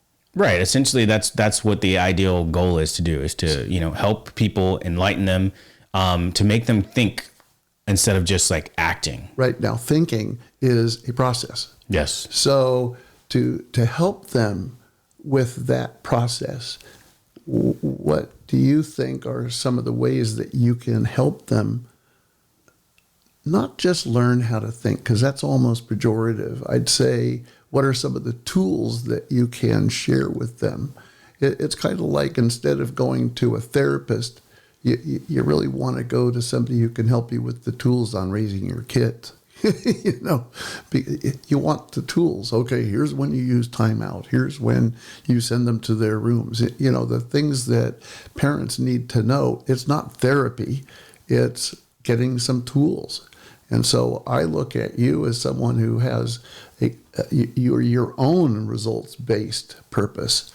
How can you help other people in their processes of getting to a purpose, getting to a result that is fluid enough so that they can be joining this conversation of what it means to care for peace, or what it means to get into the second human evolution, or whatever you want to aim at.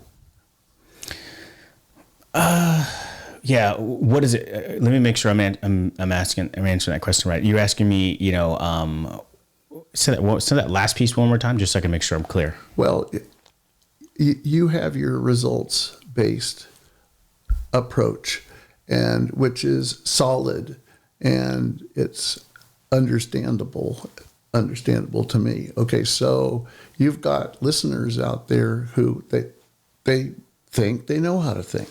So, but you want to give them the tools that will help them process difficult issues so that they get to a result which is a more fluid result, so that they are prepared to have the type of conversations that we need to have to get to the second human evolution, which even to discuss the second, to get into the pre-planning discussions.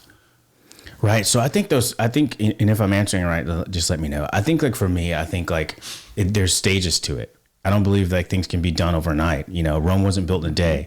So I believe there's I think there's a process to even doing that, if you will. And what I mean by that is, like, there's the first, you need, I invite people who are curious, right? Curious is the biggest thing. If you're not curious, then you probably won't open the podcast. If you're not curious, you're probably not going to listen to our conversation.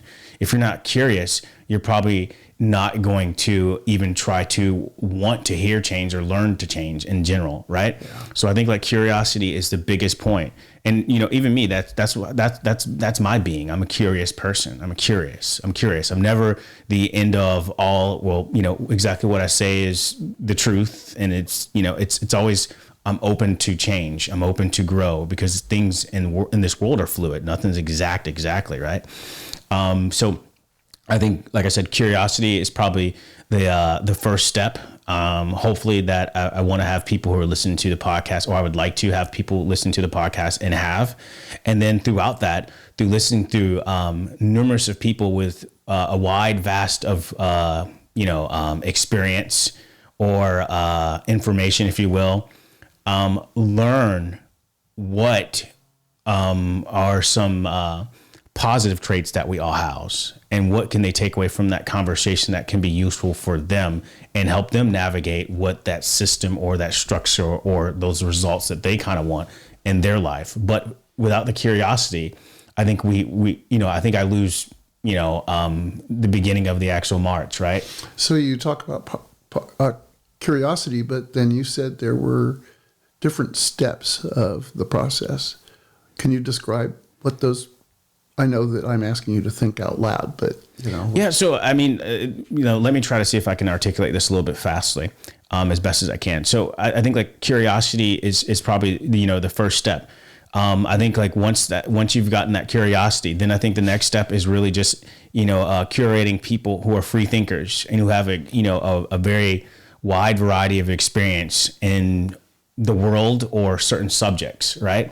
Who are able to sit down and have an intelligent, intellectual conversation that allows the two parties to be able to grow and enhance and to discuss these things, like how we talked about earlier, as like when people should sit down and kind of like discuss things with others that they kind of disagree with. But I think like when you sit down with others that you disagree with, or that you kind of have some harmony with, or they can exchange some type of information, I feel like that output automatically helps people understand from those conversations between those unique people, that output of how to create that system or that plan to do those other things that, I'd like, or we'd wish for them to actually possibly do. Right now, how that's interpreted is up to them, but opening that conversation and in mentioning certain things kind of cracks that code. It kind of gets them to think more with a curious mind, or explore certain things that they didn't even think of, right? I think a lot of times what happens is a lot of people just don't have time to curate a lot of important information. But if you get people who are, open-minded, who are curious, who have, not an ill will of purpose, right? Because there can be ill will of purpose, but who have like a good intention, right? Of some type of purpose or message that they will, then you can sit down and you can have this conversation, and then people can learn things that they never really had the time to pick up, because there's so much information out there. How do you sort through all the information? How do you travel to so many different places? How do you experience so many different cultures? How do you do it, right? I think when you sit down with people who have a really, I would say probably the least biased personalities, as you can get, who are more about humanity, who are not for themselves, but for the greater, you'll get some unique conversations out there, and people can learn about themselves, and collectively that helps people be hopefully a better person in general. I'm thinking that your response, I like it. When I'm planning for a hospital, for instance, I want to have a commonality of the ground rules first. That's the first thing. So, I'll throw a flip chart on the wall and I'll write what the ground rules are. And I ask everybody to throw out a ground rule, because they got to have participation. And if somebody doesn't have one, I call them out. I say, come on, you must have a ground rule. Okay. So ground rules is number one. And I think that your idea of curiosity is your ground rule, which I agree. So what are some of those other things that you do? Well, I believe that the ground rule in the conversation of this whole first and second human evolution is really the ground rule that we have to understand what care for peace is all about. What is care for peace? That's the first chapter of the book. And then we have to understand what the first and second human evolution is all about. And then we have to understand some of these tools. So these are, when you talk about the steps of this process, then that's what I'm thinking too. I'm thinking that we have to lay out the steps and then get people to be involved in those steps. Now, I think one of the things that you have to do, along with agreeing, part of the ground rules is making sure that you have the right group, because one of the things I have to do is make sure that the people who are designing, part of the design team, which usually will be together for a couple of years, I make sure that each one of those people is capable of having a shared discussion. And that's really difficult. So how do you do that? Because otherwise you can have 4 blind men and an elephant, and all 4 of them are looking at the elephant's feet. Well, I think like, I don't want to say this in like, I want to be cautious of how I say this in general, but like, I think there's a term where they say, there's casualties to war. And what I mean by that is I feel like sometimes what ends up happening is when you're trying to push a cause, or you're trying to do anything in life that could be positive, so we hope, there's always going to be people who are not going to get it. They're not going to receive it. And so you can't always just hope or focus on the people who automatically just get it, because the people that automatically just get it are the people you don't have to worry about as much. It's the people who are in the middle or the people that you want to reach out to as much. And there's no way you're going to know who all those people are simultaneously, right? You're going to have to spray and pray, right? You're going to have to, spray and pray your knowledge or the information that you have. And then that's going to grab in that base, or the people that were in the middle. Okay. The other people who are already with you, most likely they're always going to be with you. So they believe whatever you're believing, or they're listening whatever you're doing. So not really learning anything different. They just enjoy the consistency of it. Well, when I'm working with hospitals, I have to know each of those persons who are coming in. I don't want to be surprised. And I've been surprised. I bet you have. And what happens is someone will come in and after I've got my team, someone will come from corporate, to the hospital team that I've got, and the corporate person will come and they'll have their bent. I'll never forget this woman from Nashville comes on up to Mayfield, Kentucky and says, "What's this California thing you got here? This unisex bathroom stuff. We aren't California. We're Kentucky." And I'm going, "Oh my God, what am I gonna have to do?" And so we ended up having a hospital that doesn't have unisex bathrooms, but has women waiting outside the bathrooms to get into the bathroom, and the men can go in theirs and come out. It's like they did, and they didn't like the idea of going in a bathroom like they do now in most airports, where you don't have to touch anything to get into the bathroom. You go around a monolith to get into the bathroom. So I had to deal with that lady, and then she left, and of course we had to do her thing. She was corporate. So, but the other people on my team, I had already vetted them. So I didn't have to, because they're important. It's not worrying about them. It's that I want them to be involved. The radiology came in, and he at first had an idea that he wanted his own corridors inside of his own department. Well, I already knew him well enough to know that we could have a dialogue. And he did. He had a dialogue. We didn't have to have separate corridors inside the hospital. He even had one corridor right next to the hospital corridor. No, don't do that, please. So, yeah, part of the process is making sure that you have the right people involved in the process. So you got to work out from the center. Now, this is board management strategy. So I've worked with a lot of boards. And when I'm working with a board, I have to know every single one of them. I'll go out to lunch with them or dinner or play golf or whatever I have to do to get to know them, so that I know what their interests are, what their potential biases are. And I even start the conversation with each one of them, so that they realize that the process of designing a hospital has got to get everybody's ideas. So one of the things that I do is I take them all on a tour. If we're building a new hospital, let's go see some hospitals that are already out there.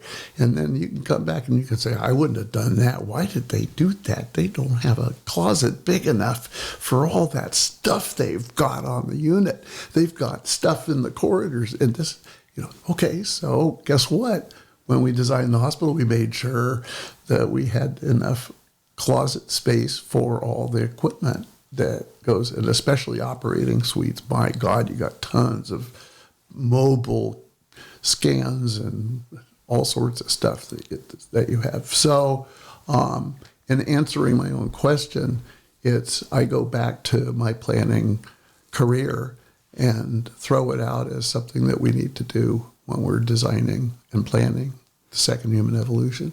Yeah, definitely. And I think, to add on to that, I think there's different, when there's a method of marketing, right? If you will, if you have a brand, you have a message, whatever, there's multiple ways to market, right? And intercept certain things. And I think there's a brand level or a startup level thing where, of course, when you're starting up things, you have your initial core founders, right?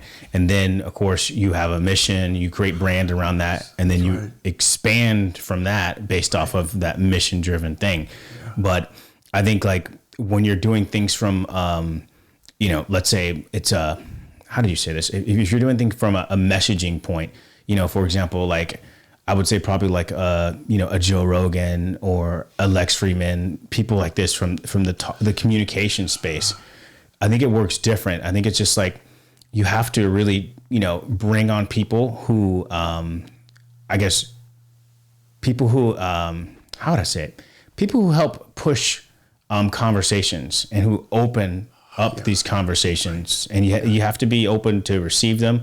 And I think, like, a lot of people in that space, their ways of executing that is different from a way of how I would start a startup or how I would, facilitate, things within a company. For example, if I'm working with my internal stakeholders within the company, of course, I'm going to assimilate the people who are like-minded and who are, able to complete those tasks at its best, right? That I could, bring in a recruit. But if I'm thinking of things from a podcasting perspective for a spiritual mental thing, it permeates differently out. So, you have to kind of like bring on people who are going to be open to ideas and who are going to spark, I guess, spark a conversation, if you will. Right. Well, it's what you said earlier about organic. It has to be an organic.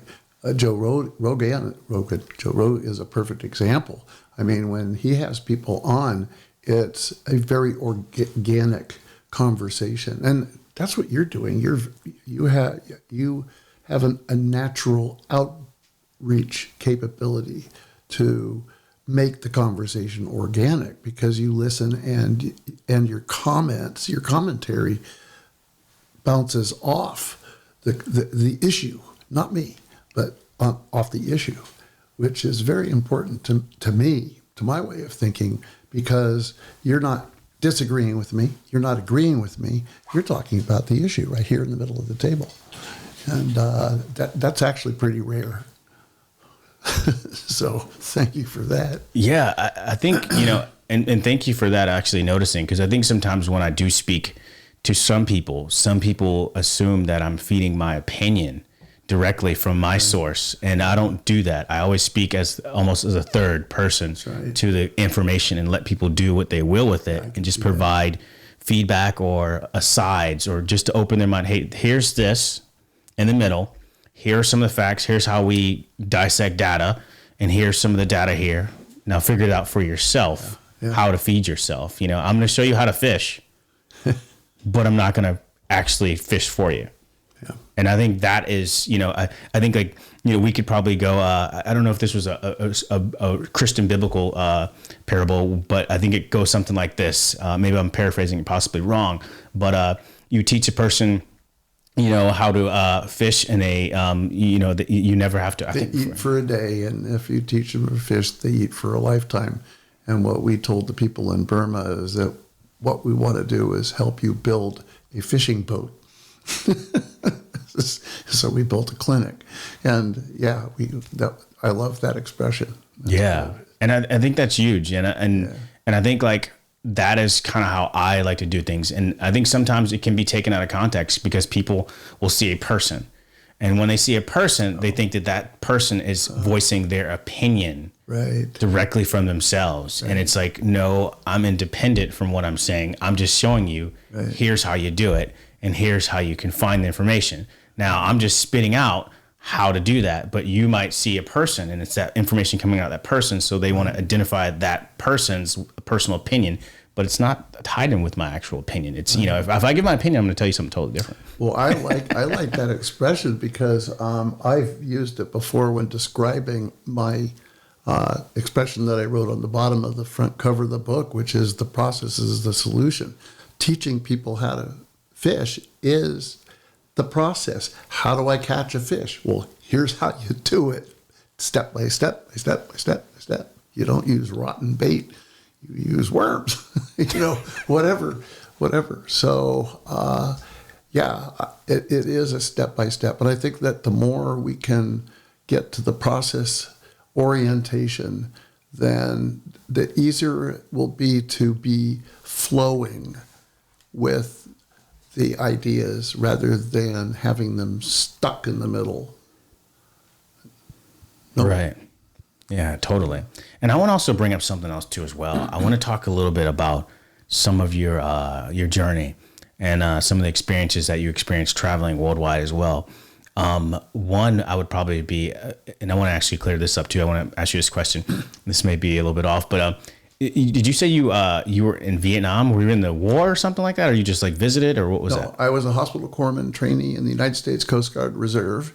I was home based on Government Island Infirmary that all the time I could look out the window and see Mount Tamalpais right across the bay. But we had the boats, the ships coming back from Vietnam, the Mekong Delta and all that, where we would have injured guys. We'd also have guys who were injured who were on the base, or they were sick and they came in. A few of them had snake bites of snakes that we had no register. There was that type of a snake anywhere in the world. It was like, oh, and I looked at the guy. I said, well, you're lucky to be here because most of the people who got bit by that snake are still over there underground.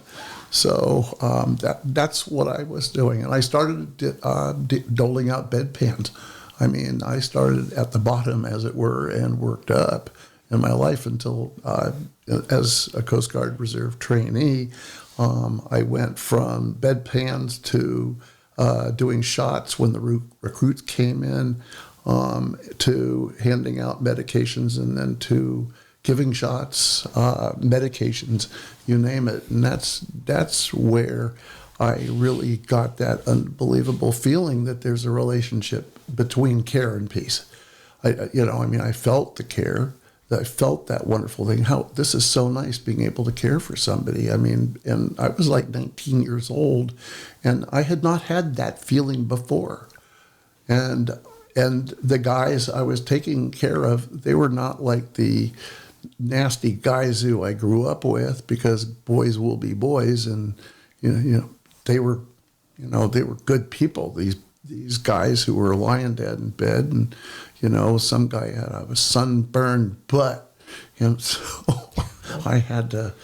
Yeah, well, anyway, I was in charge of taking care of that problem, but, and giving shots and that, but they were always grateful, and it was such a wonderful thing at the end of the day to be both exhausted as well as exhilarated. And that's the relationship between Care for Peace that lasted all my life to this day. And it's what I reached back to after the military coup in Myanmar, and I said, okay, I'm going to write a book. Now, what am I going to write about? And I immediately thought about, well, go back to the beginning. Go back to the beginning. Go back to where you first thought about Care for Peace and what its relationship to each other.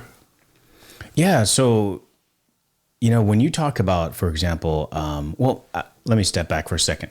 I want to ask a question on this one. Being over there, near Vietnam and et cetera, and kind of being a service person to help people out and Care for Peace and et cetera. What were some of the things that, that you heard or you heard from like soldiers and stuff like that may have sound like, I don't know, how you say, almost supernatural or like a fairy tale or stuff that you might have heard that might have sound possibly, or was there any things that you might have heard that might have sound like, what is that? That I've never heard that, or paranormal of some sense, or just weird, or as far as like experience wise of some of the soldiers? Yes. I heard one expression many times. God, I feel lucky. And then there'd be a story. That was it. Wow. God, I feel lucky. Yeah. Like I ducked, turn around and look at the bullet in the tree.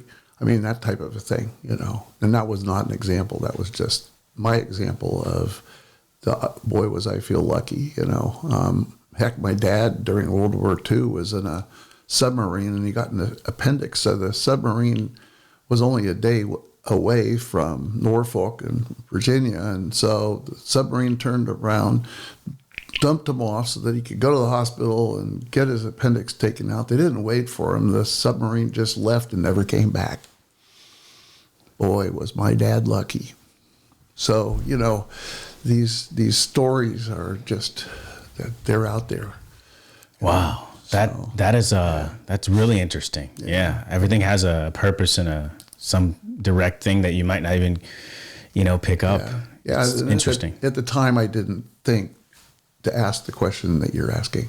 I'm only thinking right now that, boy, was I lucky. Yeah, because I had heard some other things too as well. Like I've heard of like different people coming back saying like there was rumors of like weird things that they saw over there. I heard like some people say some things like there was like was it rock monkeys or something, monkeys or something like rocks or monkeys that were throwing rocks somewhere in Vietnam when they were in the jungle and stuff like that. Like I've heard of weird stories like that from. Well, monkeys do that. Howler monkeys do that too. So, yeah, they throw pine cones, and if you're underneath a coconut tree, you better be careful. Wait, what are these monkeys? Sorry. Howler monkeys in Costa Rica and where howler monkeys are. But coconuts, oh yeah, you can get mushed by a coconut being thrown by a monkey. It'd be up there in the trees. But they'll be throwing the monkey down on the ground so that they can bash them on a rock and drink the water and milk. They aren't doing it because they want to hit you in the head, but you better watch out. Yeah, because I'd heard that some soldiers experienced monkeys in Vietnam throwing rocks when they were in the deep in the jungle, and they were like, there was like monkeys like throwing rocks. They're like, what the heck? And they were freaked out about it. Yeah, you should check it out one time. It's all over the internet. I was like, what is that? Yeah, but I imagine them being in trees throwing rocks, but probably not. They were probably on the ground throwing rocks, protecting their clan. Yeah, whatever it may be. Yeah, tribe. but yeah, and supposedly there's a lot of like folklore there in Vietnam about it. And I was like, wow, that's interesting. I never heard of that. But yeah. But there's a lot of things that happen in Vietnam that a lot of people won't talk about. I had an ex-girlfriend, her father, he ended up getting drafted, during his time in college. And he was just, it was during the summer's break or something like that. And they drafted him and he was like still in school. And supposedly, I guess technically they weren't to because he was in school. But since it was summer break, I guess they somehow could. And so he got drafted. And so therefore he hates the college that he was in that he got drafted for. Why he got drafted and loves the other one because that when he came back because of that situation. So he literally watches this football game and always wishes for the other one to lose till this day because of that. And if his team, if the school that he went to after the war loses, he gets upset and you can't actually talk to him. So that was kind of his thing. But I thought that was always interesting. Sorry, I can't tell you anything that's wild. That's no monkeys in the rocks. No monkeys in the tree in the woods. You want me to make something up? I probably could, but yeah. No. Definitely don't want you to do that. We want you to be transparent as the world. Yeah. Oh, yeah. So I think probably a couple other questions I probably have. And one is like, what was your experience like being in Bangladesh? How was your weather? What was your? I was in Myanmar. Oh, Myanmar. No, New Delhi. Excuse me. Oh, in New Delhi. New Delhi. Yeah. Well, that was because I was traveling around the world. I'd been stationed for Kaiser Foundation International in Bahrain, and I was taking a prince, a doctor, and some guy in charge of legal affairs for Sheikh Isa bin Al Khalifa to Kaiser hospitals in California. So I was touring them through Kaiser hospitals from Bahrain, and they were really they were more interested in what they were going to do at night. At any rate, I left them there, and I ended up going to Hong Kong and then to Bangkok. And my wife met me in Bangkok, and we had 3 or 4 days of Bangkok having a great time. And then she had to go back to Bahrain. I went up to Delhi so that I could go to Agra. And that's how I got to Agra. It was just an around the world trip from Bahrain all the way back to Bahrain.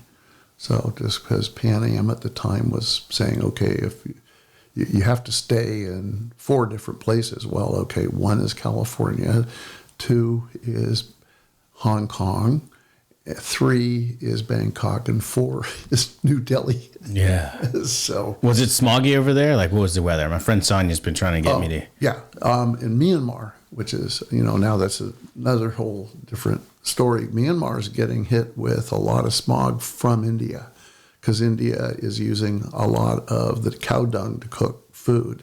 And so there's this swath of smoke going on up, and it's affecting Bagan, which is the 1,000 pagodas. It's a whole area in Myanmar where there's 1,000 pagodas. And it's a beautiful area. A lot of people go there when they're touring. So, yeah, that's a problem. Wow, that's interesting. So. And, when you're in Myanmar, and I always, mistakenly always still say Burma. Can you explain a little bit of that? Like, what's been going on there? I have some friends that, got out of there, but like, what's the whole thing? What did you guys help out there? And like, what's the whole issue that's been going on over there? I've heard some things. Well, from a political standpoint, it was under military rule for as long as we can remember, and that depends on which military, because the Brits came over and the East Indians came over, China came down and raped all the trees, just absolutely. They had tons and tons of trees, teak, wonderful, and they still have a lot of that wood, because not the Chinese, but the Burmese people, because they've made houses and buildings out of them in their villages. But from a political standpoint, it was one thing after the other. And I think that we ended up being very, very fortunate, because Aung San Suu Kyi was one of the famous people who helped Burma become Myanmar, because he was a general and people really looked up to him. So because of that, she wasn't executed, she wasn't killed, and military could have killed her anytime. And so she was a Nobel Peace Prize winning laureate, and thanks to her husband meeting some of the Nobel Prize people and saying, look, my wife is over there in Myanmar, she's trying to get democracy into into the country. And so she got the democracy in the country, and so the American embassy allowed us to go on over there. So the minute this bamboo curtain came down and we could go over there, we went over there, and I was supposed to go over and build a hospital. But when I got there, I realized they don't need another hospital in a big city. The country is 53 million people strong, and they live most of them in the country, in the back country, deep rural, no roads, you name it, just dirt roads. And they also have monsoons 4 months a year that wipe out the roads that are there. So we decided that we would build a prototype teleconnected community development and health center in Pentalpian Village, which is on the west in Rakhine State. We built it. And then after we built it, about 3 or 4 years later, when we were planning on building 250 more, the military came back, threw out Aung San Suu Kyi, who is now in house arrest. And that's only within the last month. It was the prison was getting so hot that they took some of the people, the prominent political prisoners, and put them in house arrest. So, and I blame Donald Trump for all of that, because he did his little insurrection, and I think that the military in Myanmar says, oh, well, if he can do it in his country, we can do it in ours. So it's just so sad.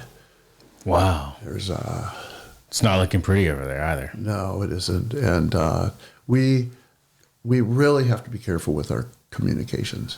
We have a lot of friends over there.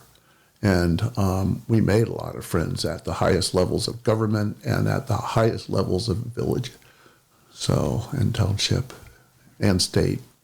But I did see the Rohingya problem up close and personal, because I went to Sitwe at one point and went up and took a look at the concentration camps. And concentration camps? Well, I'm calling it that because they are called that by many people who've been there. But I also had a guy who was working in the Bangladesh concentration camp, and he had been in Myanmar, and I had him helping with my website. So obviously it's not as much a concentration camp of like any stretch of the imagination like what the Jews suffered through Right. in World War II, but they are concentration. They are fenced. They are not allowed to go out unless they have a pass, and they do get passes. But 1.5 million of them who had been in Myanmar cross a river to Bangladesh. And so they're now all in Bangladesh. But that's something that Aung San Suu Kyi could have done something about, and she didn't. So that's a mark against her character, that she didn't do something about it. But there's a whole lot of unsaid here. Wow. That goes back to that purpose. Yeah, sure does. But yeah, wow. It's been a lot of great conversation. We had some deep convos. Definitely, want to invite you back in another time. Definitely got to get the book and read through that. And then we can go a little bit in depth with that. I think we had like a great surface understanding and conversation. Yeah, it's been fun. Well, don't buy a book. I'll send you one. Just I appreciate let me that. know what your address is. I'm giving these things away. Cool. I would love to dig in and read it and kind of like find out more about it. So that when if I bring you back on, we could go through it in depth. But I really want to just get like a read of who you are and, do that initial intro and bring that into the audience. Well, in the meantime, be sure you listen to the Care for Peace song. And it's on YouTube. It's also on our website. And it's just careforpeace.org. And then you can push the little button that says the song. Because I wrote that song with my ukulele so that I could teach a local Novato-based girls a cappella choir how to sing the song. They sang it because they went out and got an arranger and they put the song together. I had nothing to do with it other than when I first sang it to them, nothing to do with it. They just really blew me away. I could not believe how good it is. So, and it was recorded at a big event, and so we put it on the website. But it's very important because it is what I believe that Care for Peace is all about. Someone taught me long ago something I should understand. Who you are is what you give with your heart and with your hands. That's the last verse. Wow. I like that. That's deep. And I'm going to ask you one last question. When it comes to caring for peace, how do you think, we can, or others can, care for peace with, global issues, like what's going on in, Ukraine and Russia and Israel and Palestine and what's going on in Myanmar, and et cetera, and expanding from that. Right. I like the question. How do we care for peace? How do we look at the world? I think we have to back up and say, okay, where are people caring for peace? And I think that you'll find out a lot of people in America are caring for peace. And a lot of nurses all over the world are caring for peace. A lot of mothers are caring for peace. A lot of families are caring for peace. A lot of doctors, teachers, you name it, are caring for peace. So look around at the world and you're going to see who cares for peace. Look at your leaders and determine if they care for peace. And then, of course, look at the people who you feel are not caring for peace. What are they caring about instead of peace? Are they killing for peace? Are they waging some kind of conflict?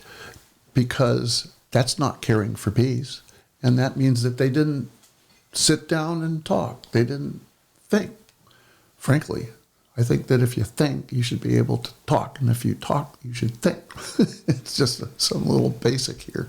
Yeah, I agree with you. I think and I have numerous conversations. I think when I even look back at that, it's what is always the end game? And I ask that to anyone who's in the midst of a war against another people, culture, tribe, whatever. What is the end game?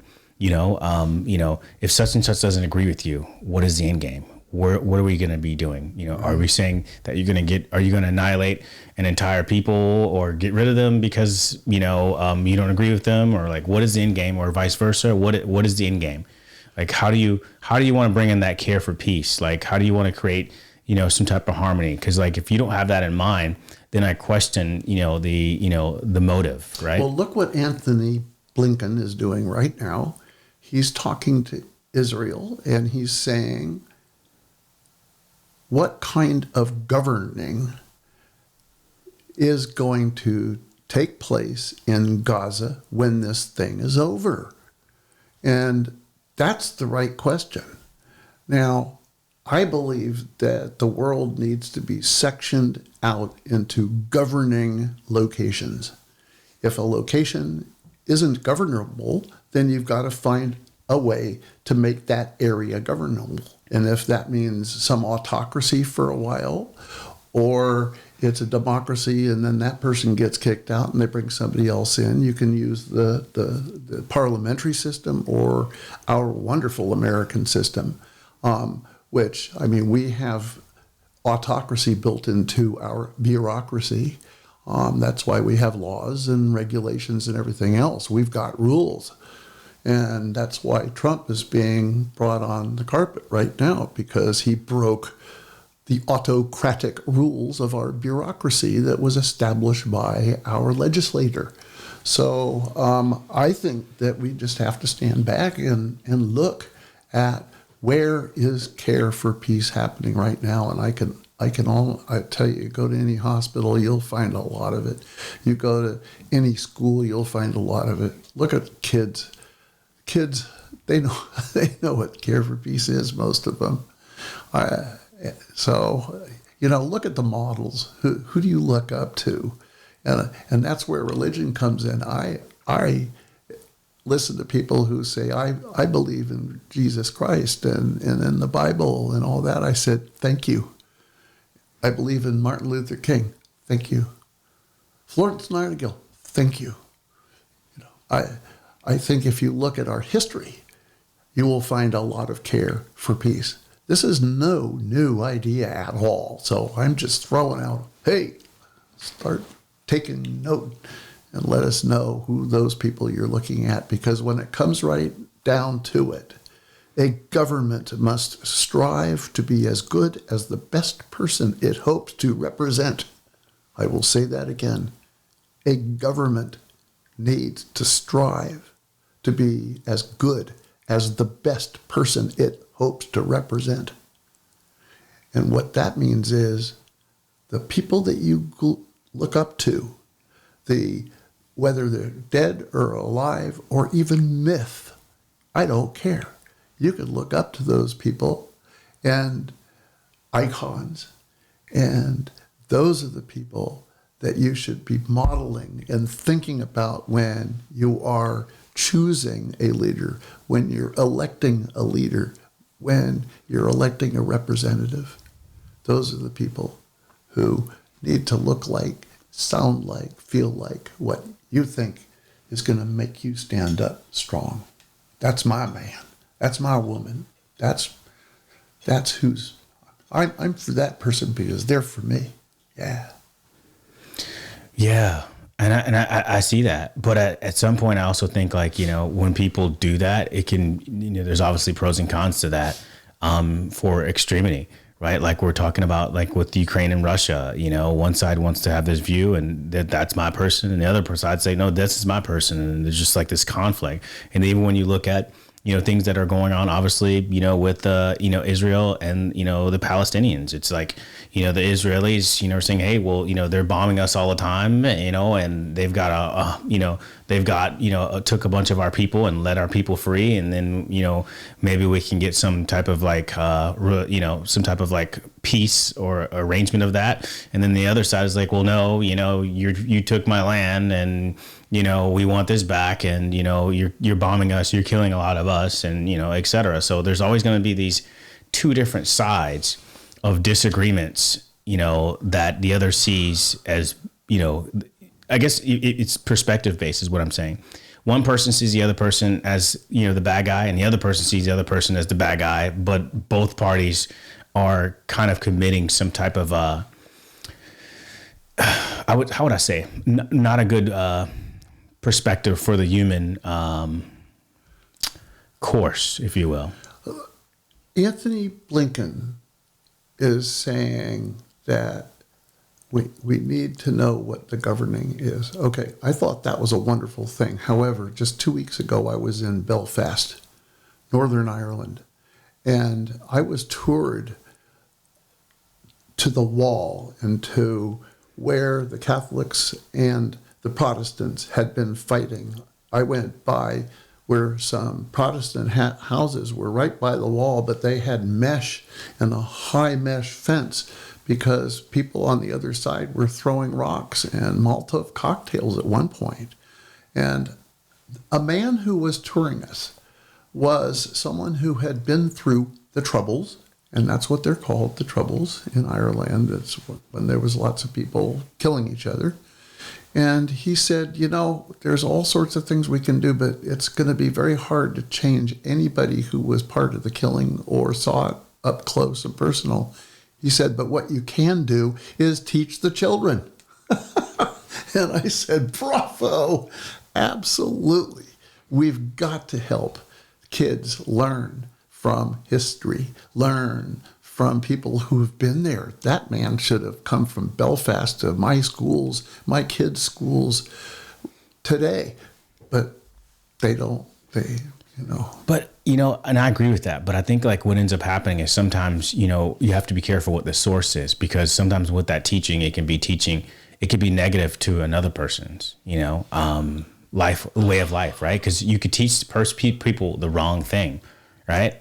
Or you can teach them the right thing. But who's that person? That's really a very important other subject, because that's talking about how we educate people. And I think that we are learning more now about how to educate people than we did even a year ago. All this LGBTQ++ stuff that is changing at least attempting to change the pronouns and change the way we talk with each other. Those are important because they're making us, the word fluid, again, they're making us realize that our language is a flow. This whole country, the experiment, and there was a wonderful poem by Emily Dickinson, and it's very, very, it's only 4 or 5 lines long. It's a little madness in the spring is wholesome, even for the king, but God is with the clown who ponders this scene, this experiment in green, as if it were his own. Amazing. We are clowns all. Let us keep pondering this experiment in green and not get so serious that we get caught up in our results-based opinions. Let's get to the point where we are looking at the process-based, your word. Purpose. Yes. Yeah. Yeah. A lot of purpose going on. But yeah, I think how I want to definitely end it off is, definitely we're going to, add anything in the links of our conversation for your book and et cetera. I think I want to, obviously wish peace in the world, wish, the people of Israel peace, wish the people of Palestine peace, and wish the people of, the world, whether it's Ukraine and Russia, peace in Myanmar and et cetera. So I think that's the positive note. No sides on this, but just wishing the best out of, humanity. So Amen. let's keep our hats moving forward and pray for the best or wish for the best, whatever we may believe. But Amen. yeah. Amen. May the force be with you. May the force be with you too. All right. Thank you so much, Jeffrey Charles Hardy, Thank for coming on you. the pod. Thank you. Let's go. Tavada. There we go. Ladies and gentlemen, the Kids in the Room Podcast! Kids in the Room Podcast! That's right. Brought to you by Move Faces TV. Let's go!